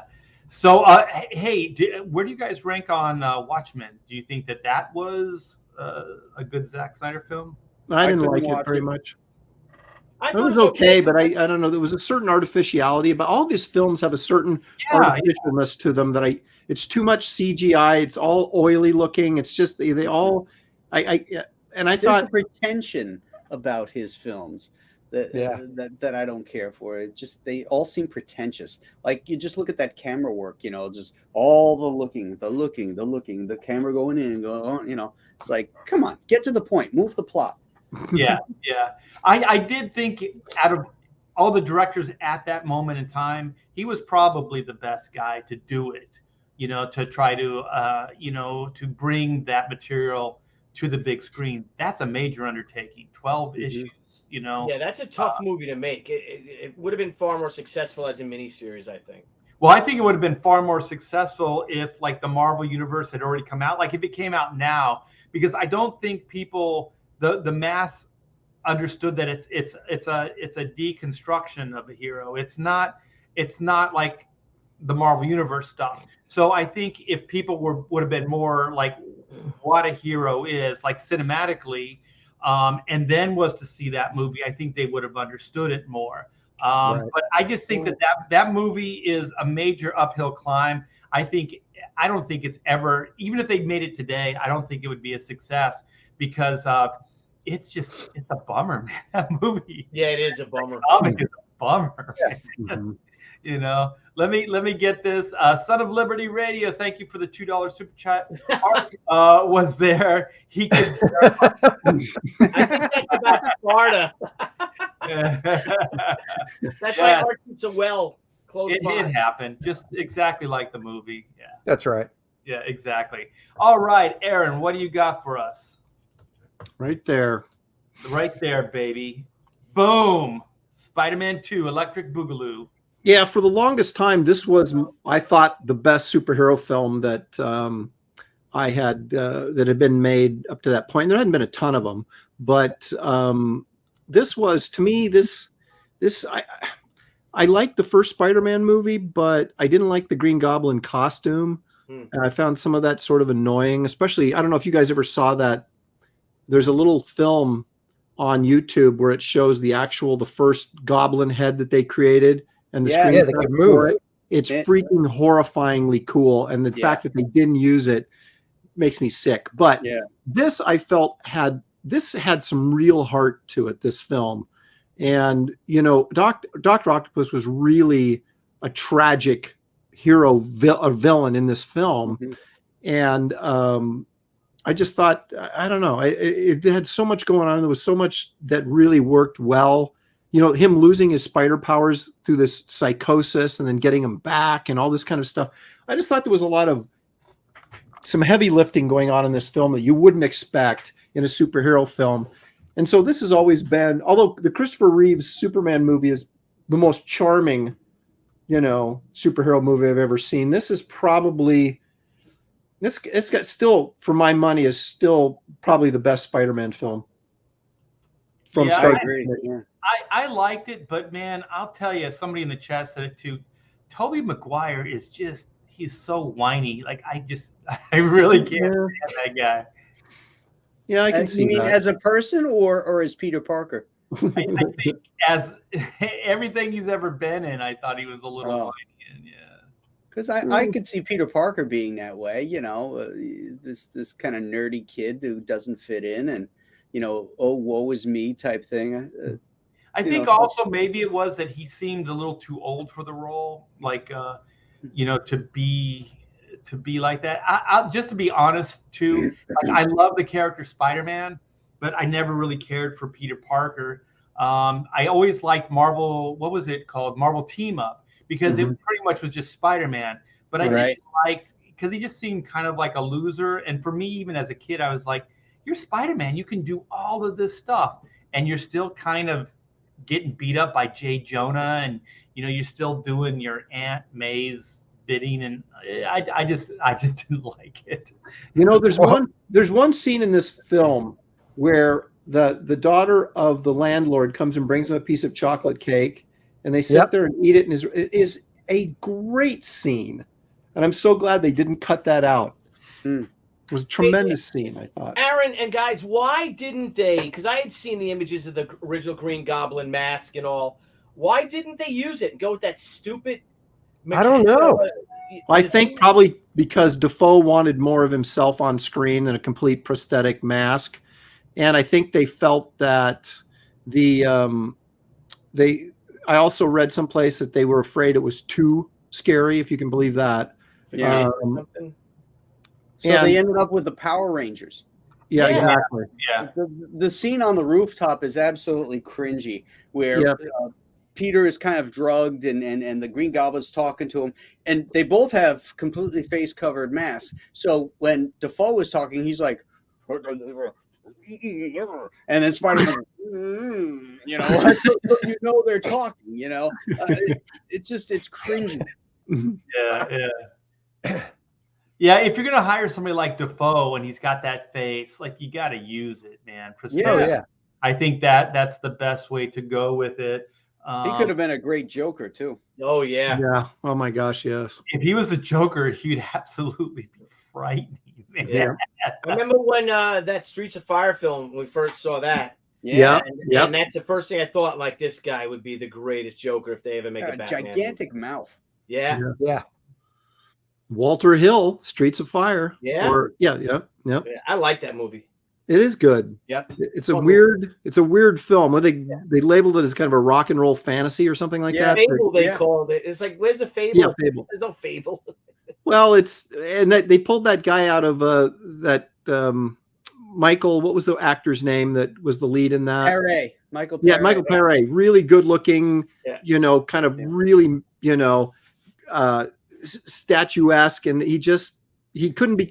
I think they were hoping he'd become the next Travolta because they pulled Travolta out of Welcome Back, Kotter. They pulled him out of one of the students from the Greatest American Hero TV show. And it just never really took off for him. That movie did pretty well, but then he did some other stuff, and it just I haven't seen that guy. But the problem with Pere is he was as wooden as a pirate's leg. I couldn't act. That'll do it. Yeah. But you know what I did think stood out for Spider-Man 2 was just the Doc Ock character. I thought that was. Yeah. I thought it was fully developed. It was fully developed. You cared about him. It was a tragic. He was a tragic character. And then he was terrifying though when he was, in full Doc Ock mode too. Yeah. Oh yeah. I thought the arms, were very cool and very interesting. It's just like a Tobey Maguire thing, I think. But you know what they did?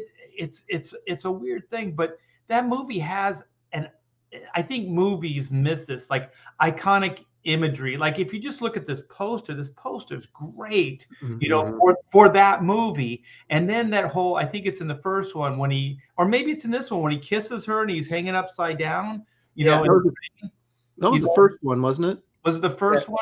Yeah, I think that was the first one. That is just great cinema. You know what I mean? Like movies kind of don't have those really iconic visuals like that anymore. And I thought that was... Well, part of that's because they CG so much stuff. We were watching Raiders of the Lost Ark over the past weekend, and I'm looking at it and I'm going, what makes this movie so cool is every set was made. There was obviously some CG stuff they had to do, but for the most part, I think it was Raiders of the Lost Ark. Was Raiders of the Lost Ark the one where it has a little Asian boy in it? No, it's the second one. That's the second one. But I think so we're watching the second one. Yeah, but we're watching the second one. Those movies predate CG. Yeah, there was no CG. Well, there's still some, like when they're standing on the ledge and the water's rushing out. Well, yeah, optical effects, whatever. But right, that's what I meant. There's optical effects, but when you look when they're fighting, where the little in the mine or whatever, I mean, that was all made. They wouldn't make all that crap today. No, they just put it in. Exactly. It's true. This. I had one more point, but it escaped me, so I guess I'm done. Oh, we're done with Spider-Man 2. We all agree it's a horrible movie. What? Which one? What? I said we're done with Spider-Man 2. We all agree it's a horrible movie, especially Billy. Look at him. Well, that's because last time you watched it, you were putting ketchup. You were eating a steak with ketchup on it, and you're going, "This movie stinks." It was really the steak that ruins everything. Yeah, exactly. Ruined the steak, ruined the movie. It was just a joke, man. It wasn't personal. Oh, I was going to say, Sam Raimi is a really good director. He's in some ways he's like John Carpenter. All he's ever done is like these low budget things. But then these Spider-Man movies come along, and he gets these Spider-Man movies with a sizable budget, and he turned in some really good films. How about Spider-Man 3? It had a moment. Crack. Yeah, it had its moments. Got so convoluted. I think that's more studio than Sam Raimi. People saying, "Oh, you got to have more villains. You got to do this. You got to do this." And you're just at some point going, "Yeah, what can you do?" You throw your hands up. But Spider-Man 1 was good, but not great, and Spider-Man 2 was great. And he did like what was that? The Quick and the Dead, that gunfighter movie. Did you ever see that? With that was good. Yeah, enjoyed that with Gene Hackman. Oh yeah, Russell Crowe. Sharon Stone. Yeah. Yep. Was Leonardo in that? Yeah. Yeah. That was good. Son. He was Gene Hackman's son.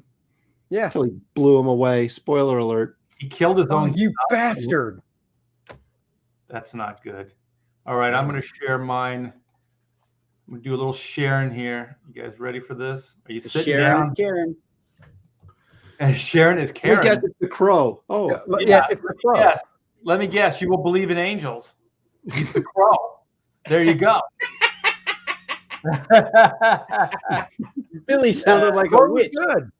You know why this movie's so good? Because Ernie Hudson's in it. There you go. Boom. Mic drop. Is he? I've never seen this movie. Yeah, he's like the cop or something, Ernie Hudson. Oh shit! I totally forgot. I haven't seen this movie in probably 20 years. So yeah. I did share a van ride with the guy who created the Crow. What's his name? Oh yeah, James O'Barr. James O'Barr. Yeah, James O'Barr. Yeah. He's a Marine. Yeah, John Shirley. And who was the director on this? I can't remember. He did oh my gosh, Dark City. He did I bet it says on that movie poster. He did iRobot. Well, you know what? If it was high res, maybe I could read it. Where is it? Miramax presents blah blah. Ed Pressman. That's not the guy. Jeff Most. Alex somebody? Oh, Alex Proyas. Yes. Yeah, Alex Proyas, I think, is a great visualist. I don't think he gets the credit that he deserves. I do think like that Dark City. Once again, I think Jennifer Connelly is in that. Woo. Yeah. But I think that came out before The Matrix, so that was getting into some Matrix territory. I think it got weird when it was like aliens. It became kind of a weird like Twilight Zone, but not as successful kind of ending. But I thought that movie was pretty good. I thought iRobot was pretty decent. iRobot was decent.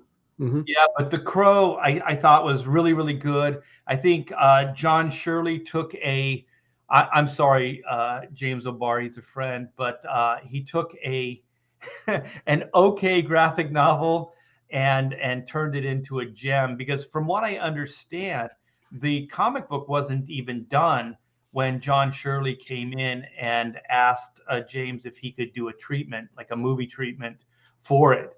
So I do think most of the success of it was John Shirley, although a lot of the key scenes are in the comic book. You know, like I thought the comic was already out before the.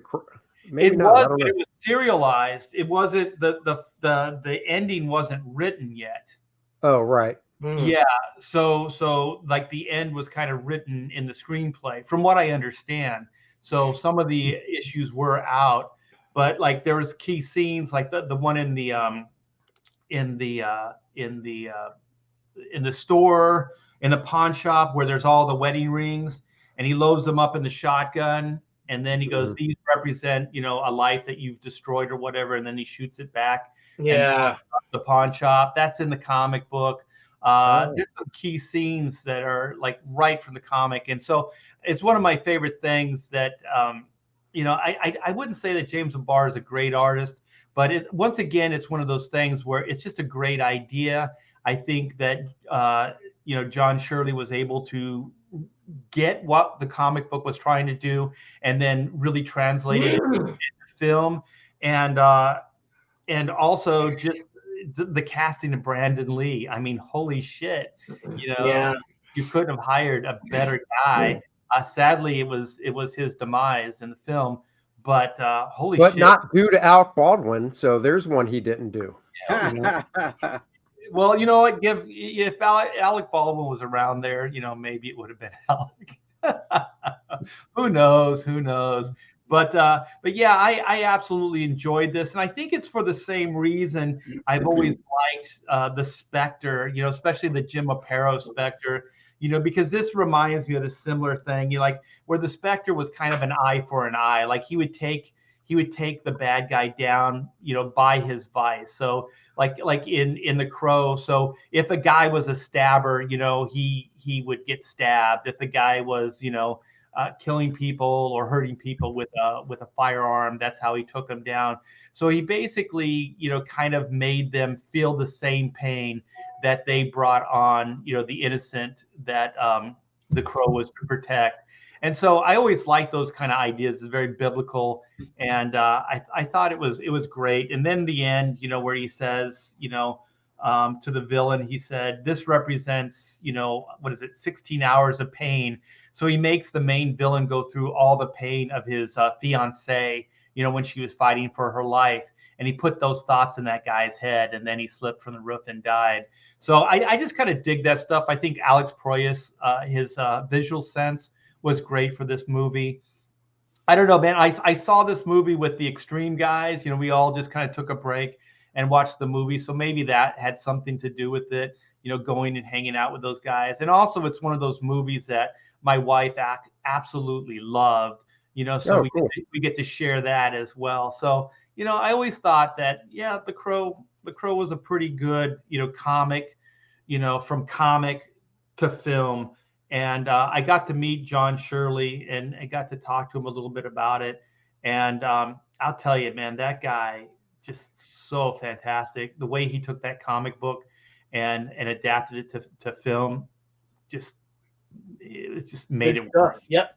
Yeah, just absolutely made it work. And a low budget too, right? I mean, it looks like a lot bigger film. It's like a $30,000 film. $30 million film. And I think that was after all the reshoots, because Brandon he didn't finish the film. Right. So they had to kind of do some digital, hanky panky and some stunt work with, an actor that looked like him, things like that. So I think it was around 30K or 30 million, I should say.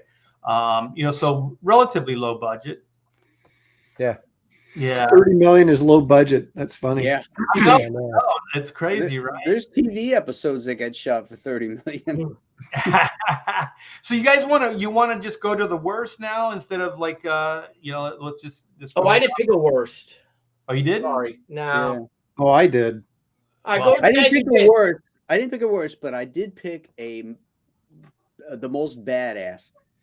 Yeah, and I picked one that I wish was made but hasn't been made. The one that I really wish would be made and hasn't.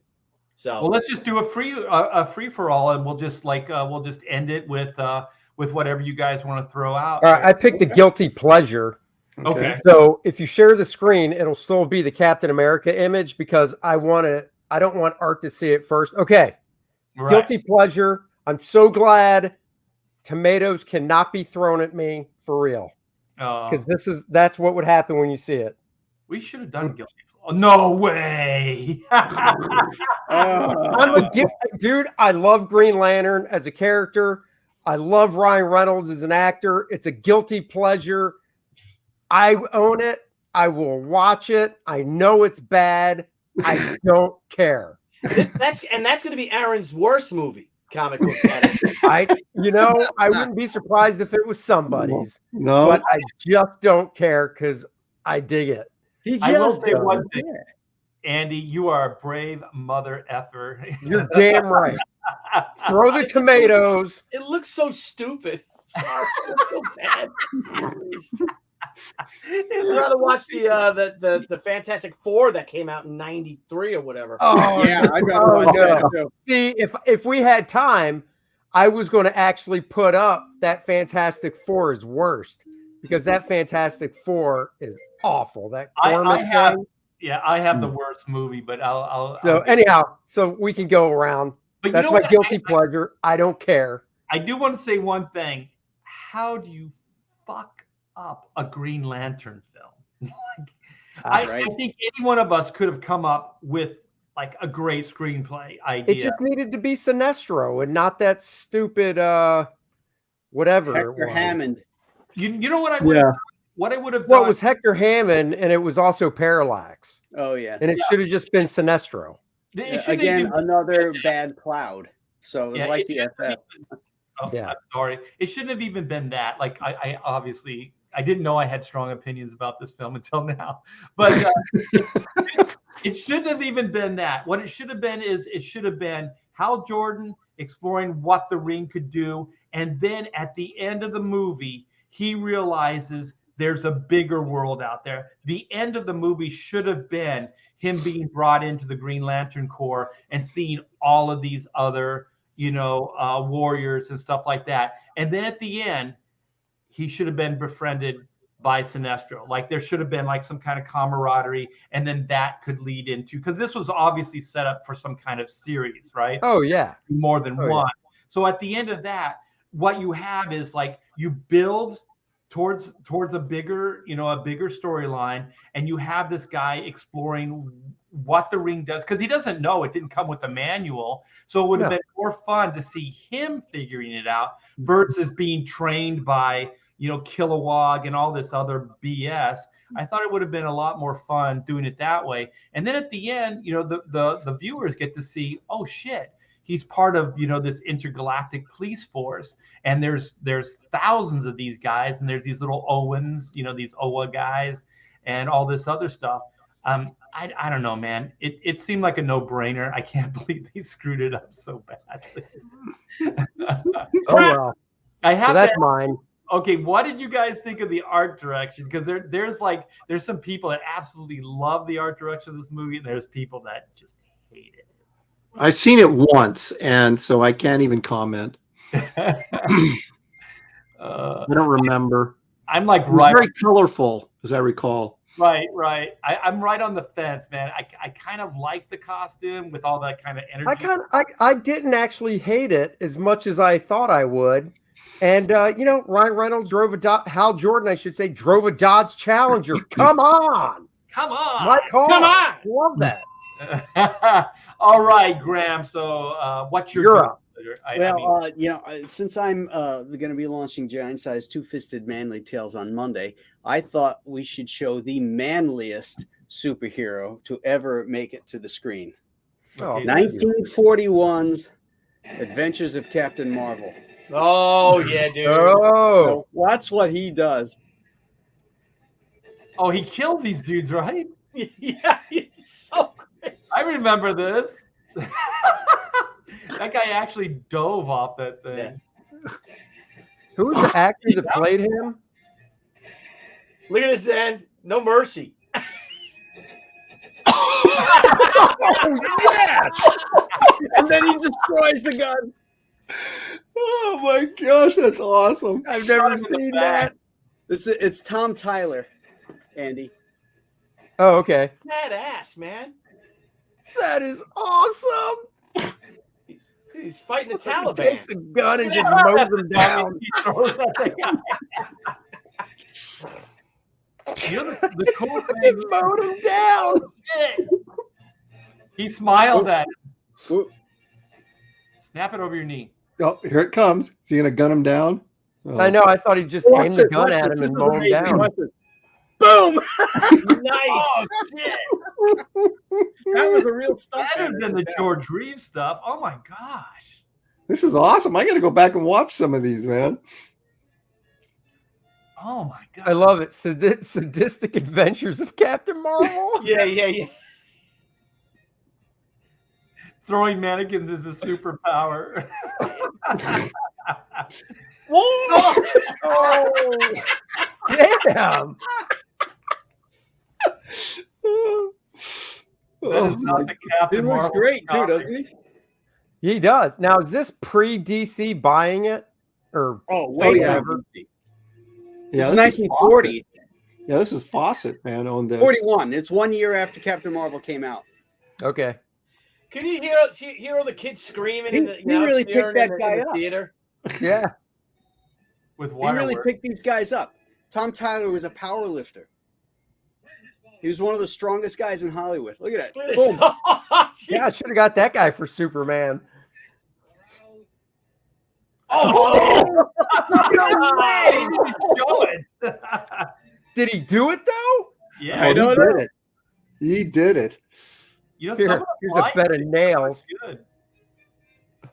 I wonder That's if a great George- costume. Yeah, we're gonna drop this engine on his head. I wonder if George Reeves saw this. Oh, This guy makes George Reeves look like a pansy. oh, crush that dude. Oh, yeah. Oh yeah, And he's His just head holding hurts his from head. getting an engine thrown on him. Well, no, he's gonna die. He's Yeah. down. Serious head wound. These They're guys like, ought to know "Oh, never go up guys, high. we're gonna have Captain them Marvel's parodies." Marvel's gonna throw you off a roof. Ah! Holy shit! Oh my god! Oh my gosh, that's incredible. Yeah, that definitely didn't happen in a 1970s TV show. Yeah. This is the Captain Marvel we all deserve. That's right. Did he bitch It'd about be great if you big- hear his neck crack after he smacks him.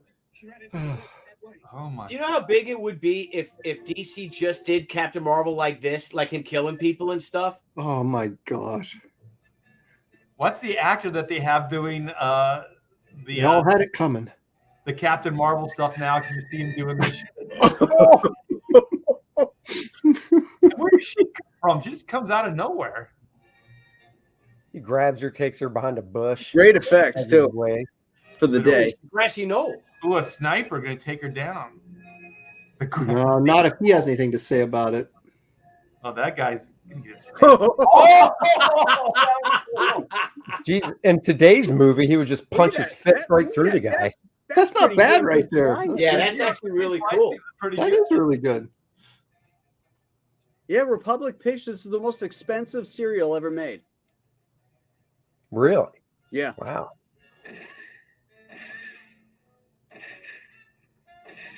Looks like the new I bad. think at this point he'd turn and shoot her. Look at him smiling too, kind of sadistically. No! That guy, he didn't Yeah, if have that was Superman, he'd dive over and save him. Is she laughing or crying? Oh, she's gonna He's faint. got the faint. Oh, okay. too Too much Throws death. her off. She can't take it all. She can't handle it.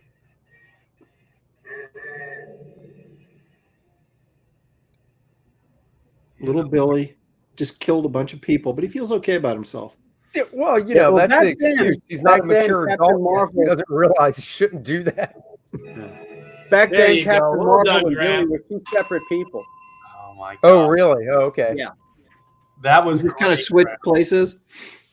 Yeah, Yeah. yeah. I mean, there's a great story where takes place in World War II, where Captain Marvel falls in love with this girl who is a swing shift worker at the factory during the war. So he's up catting around all night, and so he says Shazam in the morning, and Billy's exhausted, and he's got to go to work at the radio station. He starts getting pissed at Cap, and they start having an argument. So they got to go Shazam. Cap, I told you, blah blah blah, and then Cap, Shazam, and then Cap is yelling back at him, but Billy, I'm in love. It's this wonderful exchange. I mean, this great whimsy in those stories of that Otto Binder and CC Beck did together. It was just great stuff. Yeah, That's that was awesome. really great. We should have saved that for the last because I don't Yeah, think I any know that was. Yeah, Yeah, Really, that man. is the Well, thank you, everybody. dishonest. Drop the So mic. Billy, what you got for us? If you want to share my screen, it's the greatest comic movie that was never made. Okay, here we go. There it is. Hell is for heroes. Hell is for children. I mean, Or here- somebody on the Sergeant Rock fan page created this. And Oh, he did wow. all these 1960s actors if they had made this movie during the time. And he's got Clint Walker as Bulldozer and oh geez, why am I suggested him. James Whitmore as Wild Man. You know, you got Jim Brown as Johnson. Look, you got Charlie Bronson as Little Sure Shot, and it just goes on and on.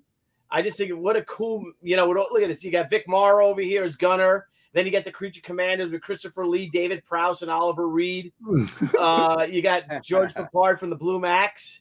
You know, I just think what a fun thing. You could even made it campy back then or something a little bit, and just cool stuff, huh? Yeah, you're right, man. And also, you posted this the other day. Yeah. That woman, down, she is adorable. Holy crap, man! If you ever see The Longest Day? She's in The Longest Day, and geez, I suggested her. Why the hell is the name escaping me? Is it on the thing? Arena. Well, can you read it? Arena Denon.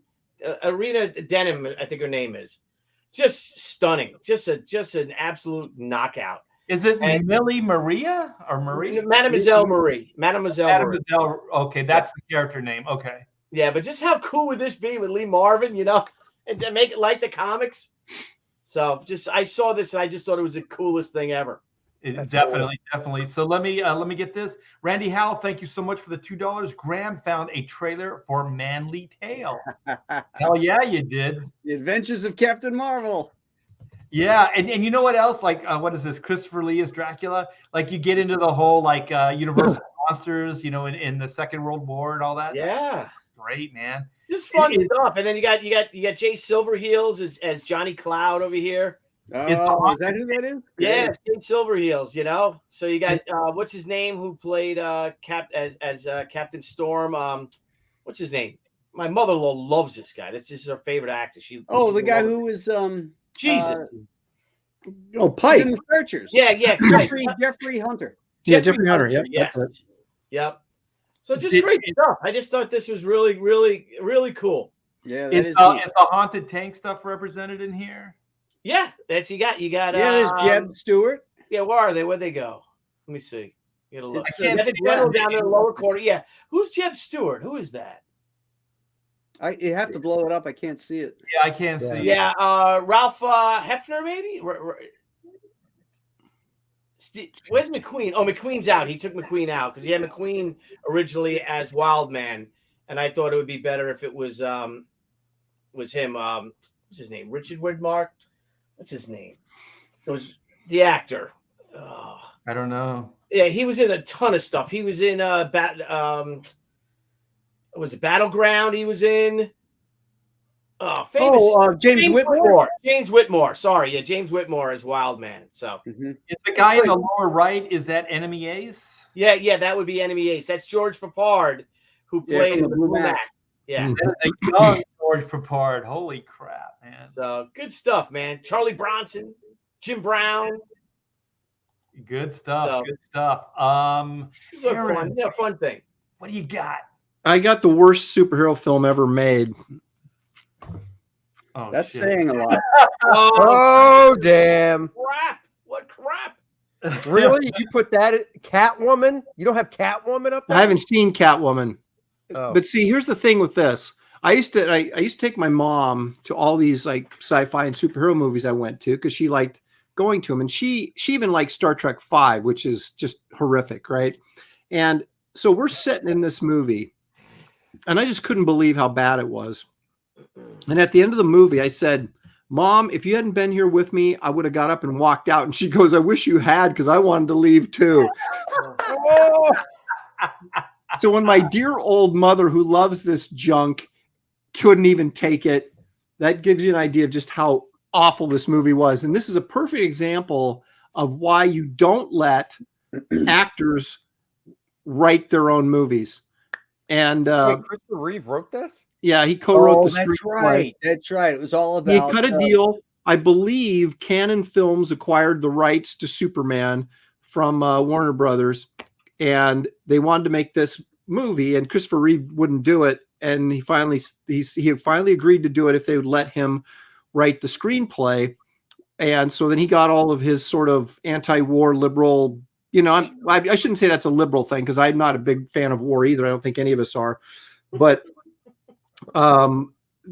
they let him write this, and it just became sort of this sort of, it was just, it was horrible. And it's the same thing. That's the same thing that happened with Star Trek V. Shatner wouldn't do it unless they let him direct it. Yeah. And then he wrote that and then directed it, and it's just a piece of garbage. You got to pop up Ethan's comment.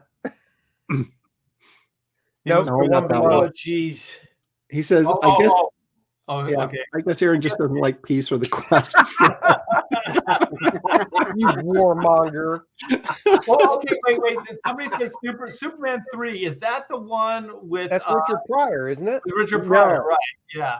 That's not the best one. It has some good scenes in it, but yeah. This is the bad guy in this. Does anybody remember? They made an Atomic Superman, right? He's like blonde. He looked like a Chippendale dancer or something, right? Yeah, Gene Hackman returned in this. He had to be completely embarrassed. And who's the guy that was in 2.5 Men that played Charlie Sheen? Yeah, he was in this. He was like his little punky henchman. And they created this like nuclear powered guy that and Christopher Reeve fought him on the moon. Yeah. Oh, it was so bad. Reeve would fly. It was like it was a back screen type thing, and the color of his uniform would change. Yeah. It was just in a flying scene. It looked like, the George Reeves stuff looked better. Yeah, it was terrible. Also, like they had no budget, right? So everything looked really cheesy, right? Because I don't think I saw this movie all the way through. You mean like this movie poster? Yeah, I know. The poster is horrible. It's horrific. Yeah. This also mirrors that time of the entertainment industry and the left and how terrified they were that America was finally standing up for itself. Because remember that in the 70s when the Soviets were rolling all over us, they had no talk of nuclear war, because then when Reagan came in and basically said, you build what you want, we're going to build we're going to build as many nukes and as many ships and as many fighter craft and build our army as capitalism can do, and you try to keep up. And the Soviets couldn't keep up, and that's what bankrupted the Soviet Union. Because they try to keep up with the West. But if you look at the arts and all, everybody wants to rule the world. All this shit when we just standing up for ourselves, and they're all terrified that Reagan was a warmonger and all this. No, he was just taking the place where America should be. And this is that paranoia of how they were all happy being lackeys to the Soviets, and why they were all upset when the Soviet Union fucking collapsed. Yep. So, well, I thought Reagan was pretty genius in the sense that everybody thought it was a nuclear arms race, but it was actually more of economy. Like there was a bankruptcy. Yeah, and then that's the same thing now. Why the whole thing with COVID and stuff? They don't know. Nobody wants to blame the Chi-Coms, right? You can't blame them because they love all that shit. They love the communists. They don't want. Oh, I can't believe you're saying that. Well, it's their fault. Yeah, I can. I do. Where's our reparations for this? Yeah, exactly. They don't call it the Chinese virus for nothing. That's right. Thank you. I got to read this. The commie virus. Yeah, very prickly, gentlemen. The subway train sequence was great. So apparently, Ethan is a huge fan of Quest for Peace. So he might be the only one that's a fan. This would force Gene Hackman to retire, I think.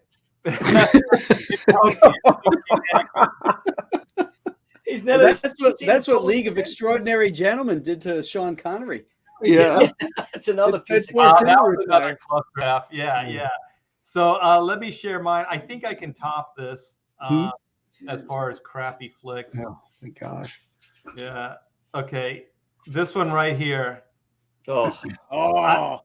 I can't believe this thing was even made. Like if Zack Snyder came in and I was a Warner Brothers executive and he pitched this to me, I would go, wait a minute. So it's Batman versus Superman? Oh yeah, they fight. And then I'd just say, well, who's supposed to root for who? Like people like Superman equally as much as Batman. Like who are they supposed to cheer for? It's like, well, I don't know. Like it's just such a weird concept. Like, who is going to watch 2 hours of their two favorite heroes fighting? Like, it's just an absurd idea. I just think it's lame. Like, it's a good aside for an idea. It's like the Avengers movie, the first Avengers movie. Like the trope is always when two heroes meet for the first time, they fight, right? That's how comic books is, right? So they did that in the first Avengers movie. but it wasn't what the whole movie was about. You know, it was just a little aside. Like, this is what the whole movie is about. You know, it's all about, like, how do we make Batman pissed off enough that he wants to kill Superman? Like, it's just so stupid. Just the whole concept of Batman being able to face off against Superman is ridiculous. Which the guy can move faster than a speeding bullet. He could just, even if Kryptonite was around, he could move so fast and lop off Batman's head, and Kryptonite would go rolling away. End of story. Yeah, it's completely absurd. Hey man, this isn't Captain Marvel. This is Superman. He's not lopping off somebody's If Captain head. Marvel was in this movie, Right, Captain Marvel would be like, he'd oh, have please, machine gun Batman, and then he would machine gun Batman, and then he'd rip Superman's head off. Yeah.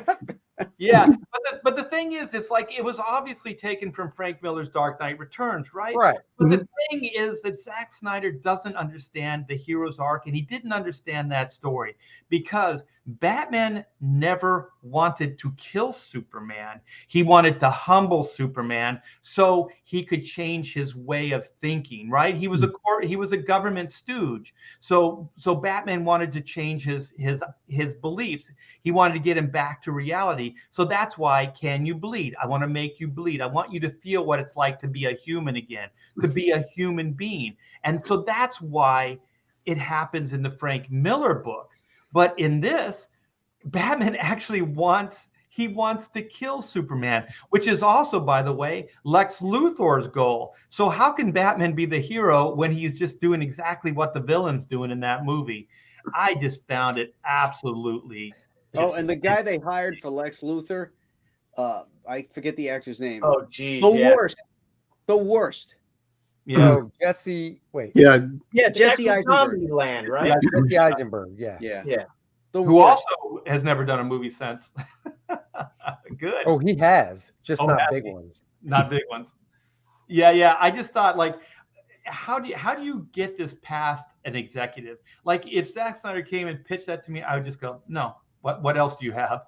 Like, there's no way I would green light that. Also, for their, what was it, the second Superman film with that new universe stuff with Henry Cavill, and then they're introducing the new Batman with Ben Affleck in that film. It's like, that's what you're going to do? It's completely ridiculous. I thought it was so stupid.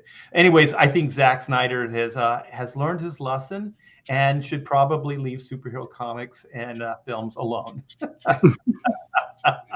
So, do you guys want to give a quick pitch of your projects? Yeah, sure. First Man Volume 2 is up on Indiegogo right now. It is in demand. I thank everyone that's already supported it and backed it. And if you haven't yet, go check it out. It's a great superhero story. A lot of heart, a lot of action and adventure. Make you feel like a kid again. And I'm working on it daily. And the link is in the description below. Of course. Yeah. How about you, Graham? Well, I'm finishing fulfillment on Alien Alamo, and my next book, Giant Size Two-Fisted Manly Tales, will be launching on Monday. And it's a collection of high testosterone stories that celebrate masculinity. And I've got Michael Golden, Chuck Dixon, Mike Barron, David Williams, Bo Smith, Tim Rozon, and Larry Stroman, all doing stories for this incredible 100-page plus book. So you don't want to miss that. When are you and the cool thing about this is before the campaign's even launched, Graham has sold the film rights with Zack Snyder writing and directing. Zack Snyder, who has no idea what it's like to be a man. Oh, the sign up list is up right now, and that'll close as soon as it goes live. But if you sign up, you can get 15% off on launch day. So it's a great deal. So sign up. Yeah, the sign up is also in the description. Yeah, so if you guys want to sign up for Two-Fisted, Manly Tales, then that's the place to do it. And how about you, Billy? Oh, if you could share my screen just for a reason, I want to thank everybody. Guys, here's our omnibus edition. We just shipped another 200 today, box up another 75. So I guess another 200 will go out tomorrow or Saturday morning. And guys, we are almost at 195,000. Oh, I just want to thank each and every one of you guys. And I really want to thank DC and Marvel for never hiring me in the beginning, for rejecting me. So I can create my own characters. And I had the first of our planned at least 5 omnibus editions, not including the new stuff. So thank you guys, everyone. Thank you so much. And thank you, DC and Marvel. Yes. Yeah. Yep. And that's that. And I'm working on the next book, Sakura. Working on a cover for my pal Brian Polito right now. Wait. Hold on. No, I don't want to. I don't know if I'm allowed to say that. Oh. So if you guys want to freeze frame that, it's just a rough. It's just I don't even know if he's going to want this cover. All right. This it's a rough. But just thanks, guys. Thank you all, and great show. Yes. So we got Aaron Lepresti. He's got Wraith of God in demand right now. That is correct, and we are less than. I think we're close to $600 away from 120,000, which is the next stretch goal, which is a Wraith of God, Ace of Spades playing card. Nice. So that's pretty cool. Yeah, let me see. I'm on page 43 right now, inking it even as we speak. So it's moving along. It's I keep going back and forth between saying it's 75 pages and it's 78 pages, and then I forget. So I went back and checked the script. It's actually 78 pages. It's actually 88 pages. Wow. So we're past the halfway point and moving right along with it. And so I appreciate all the support been getting from everybody in the, of course, all you guys in the chat and everybody out in Comicsgate land, and then just people that are supporting indie comics in general. It's just been it's been really great. So I really appreciate it. And I guess that's it. Yes. Oh! I'm doing the cover for the Price Guide this year. Yeah. So finally, it was a bucket list thing for me. For those of you who know me know I'm a huge comic book collector. So to actually get to do a cover for the Price Guide was pretty freaking awesome. So I'm working on that right now as well. Yeah, That's Black and awesome. White are going to show up on one of those Price Guide covers too. So that's going to be cool. What is? Black and White. Oh, yeah. Look at you go. Yeah, Jeff Vaughn is the vice president of publishing for Gemstone. Yeah. Jeff Vaughn, he's a friend of the show. He's a friend of the bros. Yep. Yeah, he contacted me about doing a cover, and then he was going to get permission from DC or something like that because they wanted to use Bane, and I never heard back from him. Yeah. Well, they might have mentioned your name, and they're like, "Yeah, no."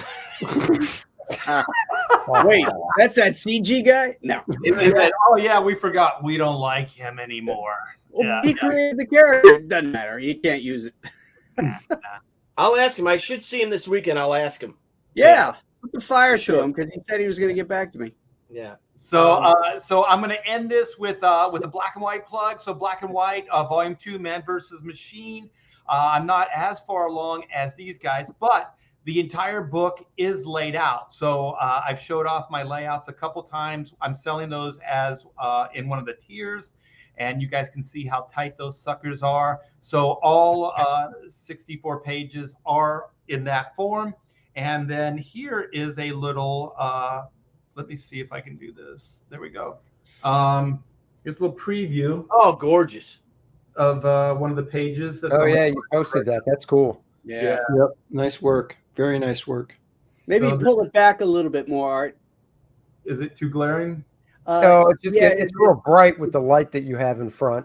Yeah. It washes it out. Oh, that's better. Yeah. Yeah. Dude, that looks fantastic. Yeah. So Hey, here- Art, are you going to make an ash can out of your roughs?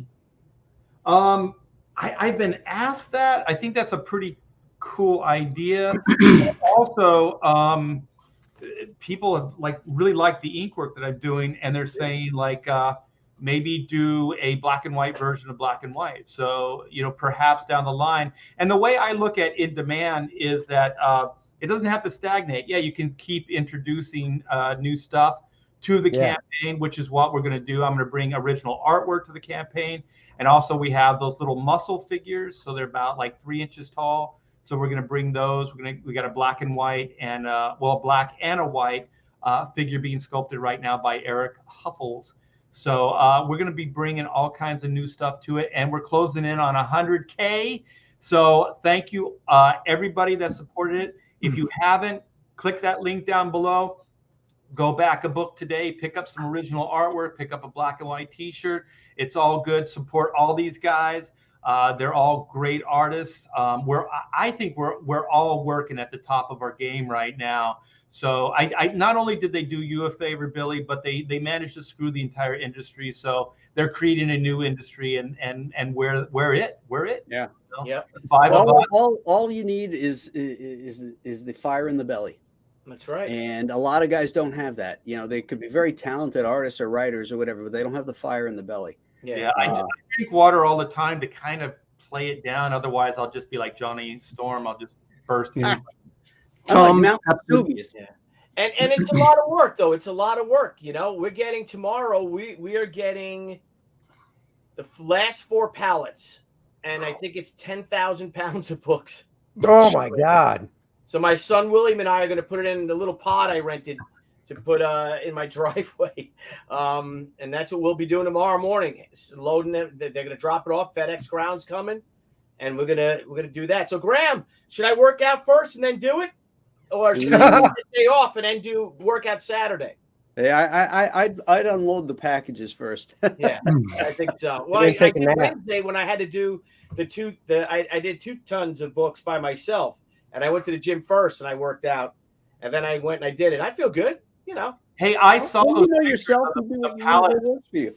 But listen, I want to ask you guys to do me a favor, because next week the bros are on my show on the Pop XP, and we're going to have the Broyale Rumble. So it's going to, if you guys saw 6 a.m. Comics, what Mark did with the CG Rumble, it's going to be the Broyale Rumble, a free for all. Mark is going to be on the show doing the play-by-play, and we'll all be watching it and doing commentation. Well, all I know is how about that? I'm going to shoot like a 10-second spot, and I'm going to be talking some smack, and it's going to go up like Monday. So if you guys can make a little video, you saying something with your phone, who's going down, whatever, and we'll use that all during the week for the promos. Thursday night, the Broyale Rumble. Well, it's going to be the 6 of us. Hopefully, Fragga will be back. Frag, he's got it. Hopefully, he'll be able to watch it. I have no idea what's happening. Mark is going to put together the video, and then Niall's going to work some stuff, and we'll be commentating on it, and it'll be on the big screen as we just kick the crap out of each other. All I know is I believe I owe Graham Nolan an ass kicking, so I think you kicked my ass in the last one. No, Art, you ended up going against Shane Davis for the title, the last one I saw, and Shane, I think, won it all. Yeah, Shane won it also. Art, you're the top dog. Shit. You're the one we all got to go. You're kicking We're taking you down, Bear. Bring it. But we'll have our intros in. Everyone's intros gonna, how we made that intro and everything with all of us walking out. Yep. So it's gonna be a lot of fun, man. I'll make a little video and shoot it over. And you can have your gold suit on, Andy. I wonder if I still have my pants ripped out in the back because my butt's hanging out. I think you do. Whoa. It's a family show, right? And you got a great crowd here, man. Hey, Christina, Gabe, what's happening? What's up, everybody? Yeah, great people. Thank you, guys. Yeah. Thanks everybody in the chat for tuning in tonight. That's right. Thank you. Thank you. Yeah. Thanks to everybody in the chat. Thanks to everybody for the super chats. Holy crap, man. That was great. Thanks to all my professional friends. We do miss you, Dan Frega. Get well, Dan. Get that new house all moved in. Get those kids all safely moved. And hopefully we'll see you next week on Billy Tucci's channel. I mean, hopefully we'll see Dan on Billy Tucci's That's right. channel. Frag-a-boom. Yeah, we got to bring the boom. All right, everyone. Have a good night, and we'll see you soon. Take care. Bye. Hey, guys. Thanks.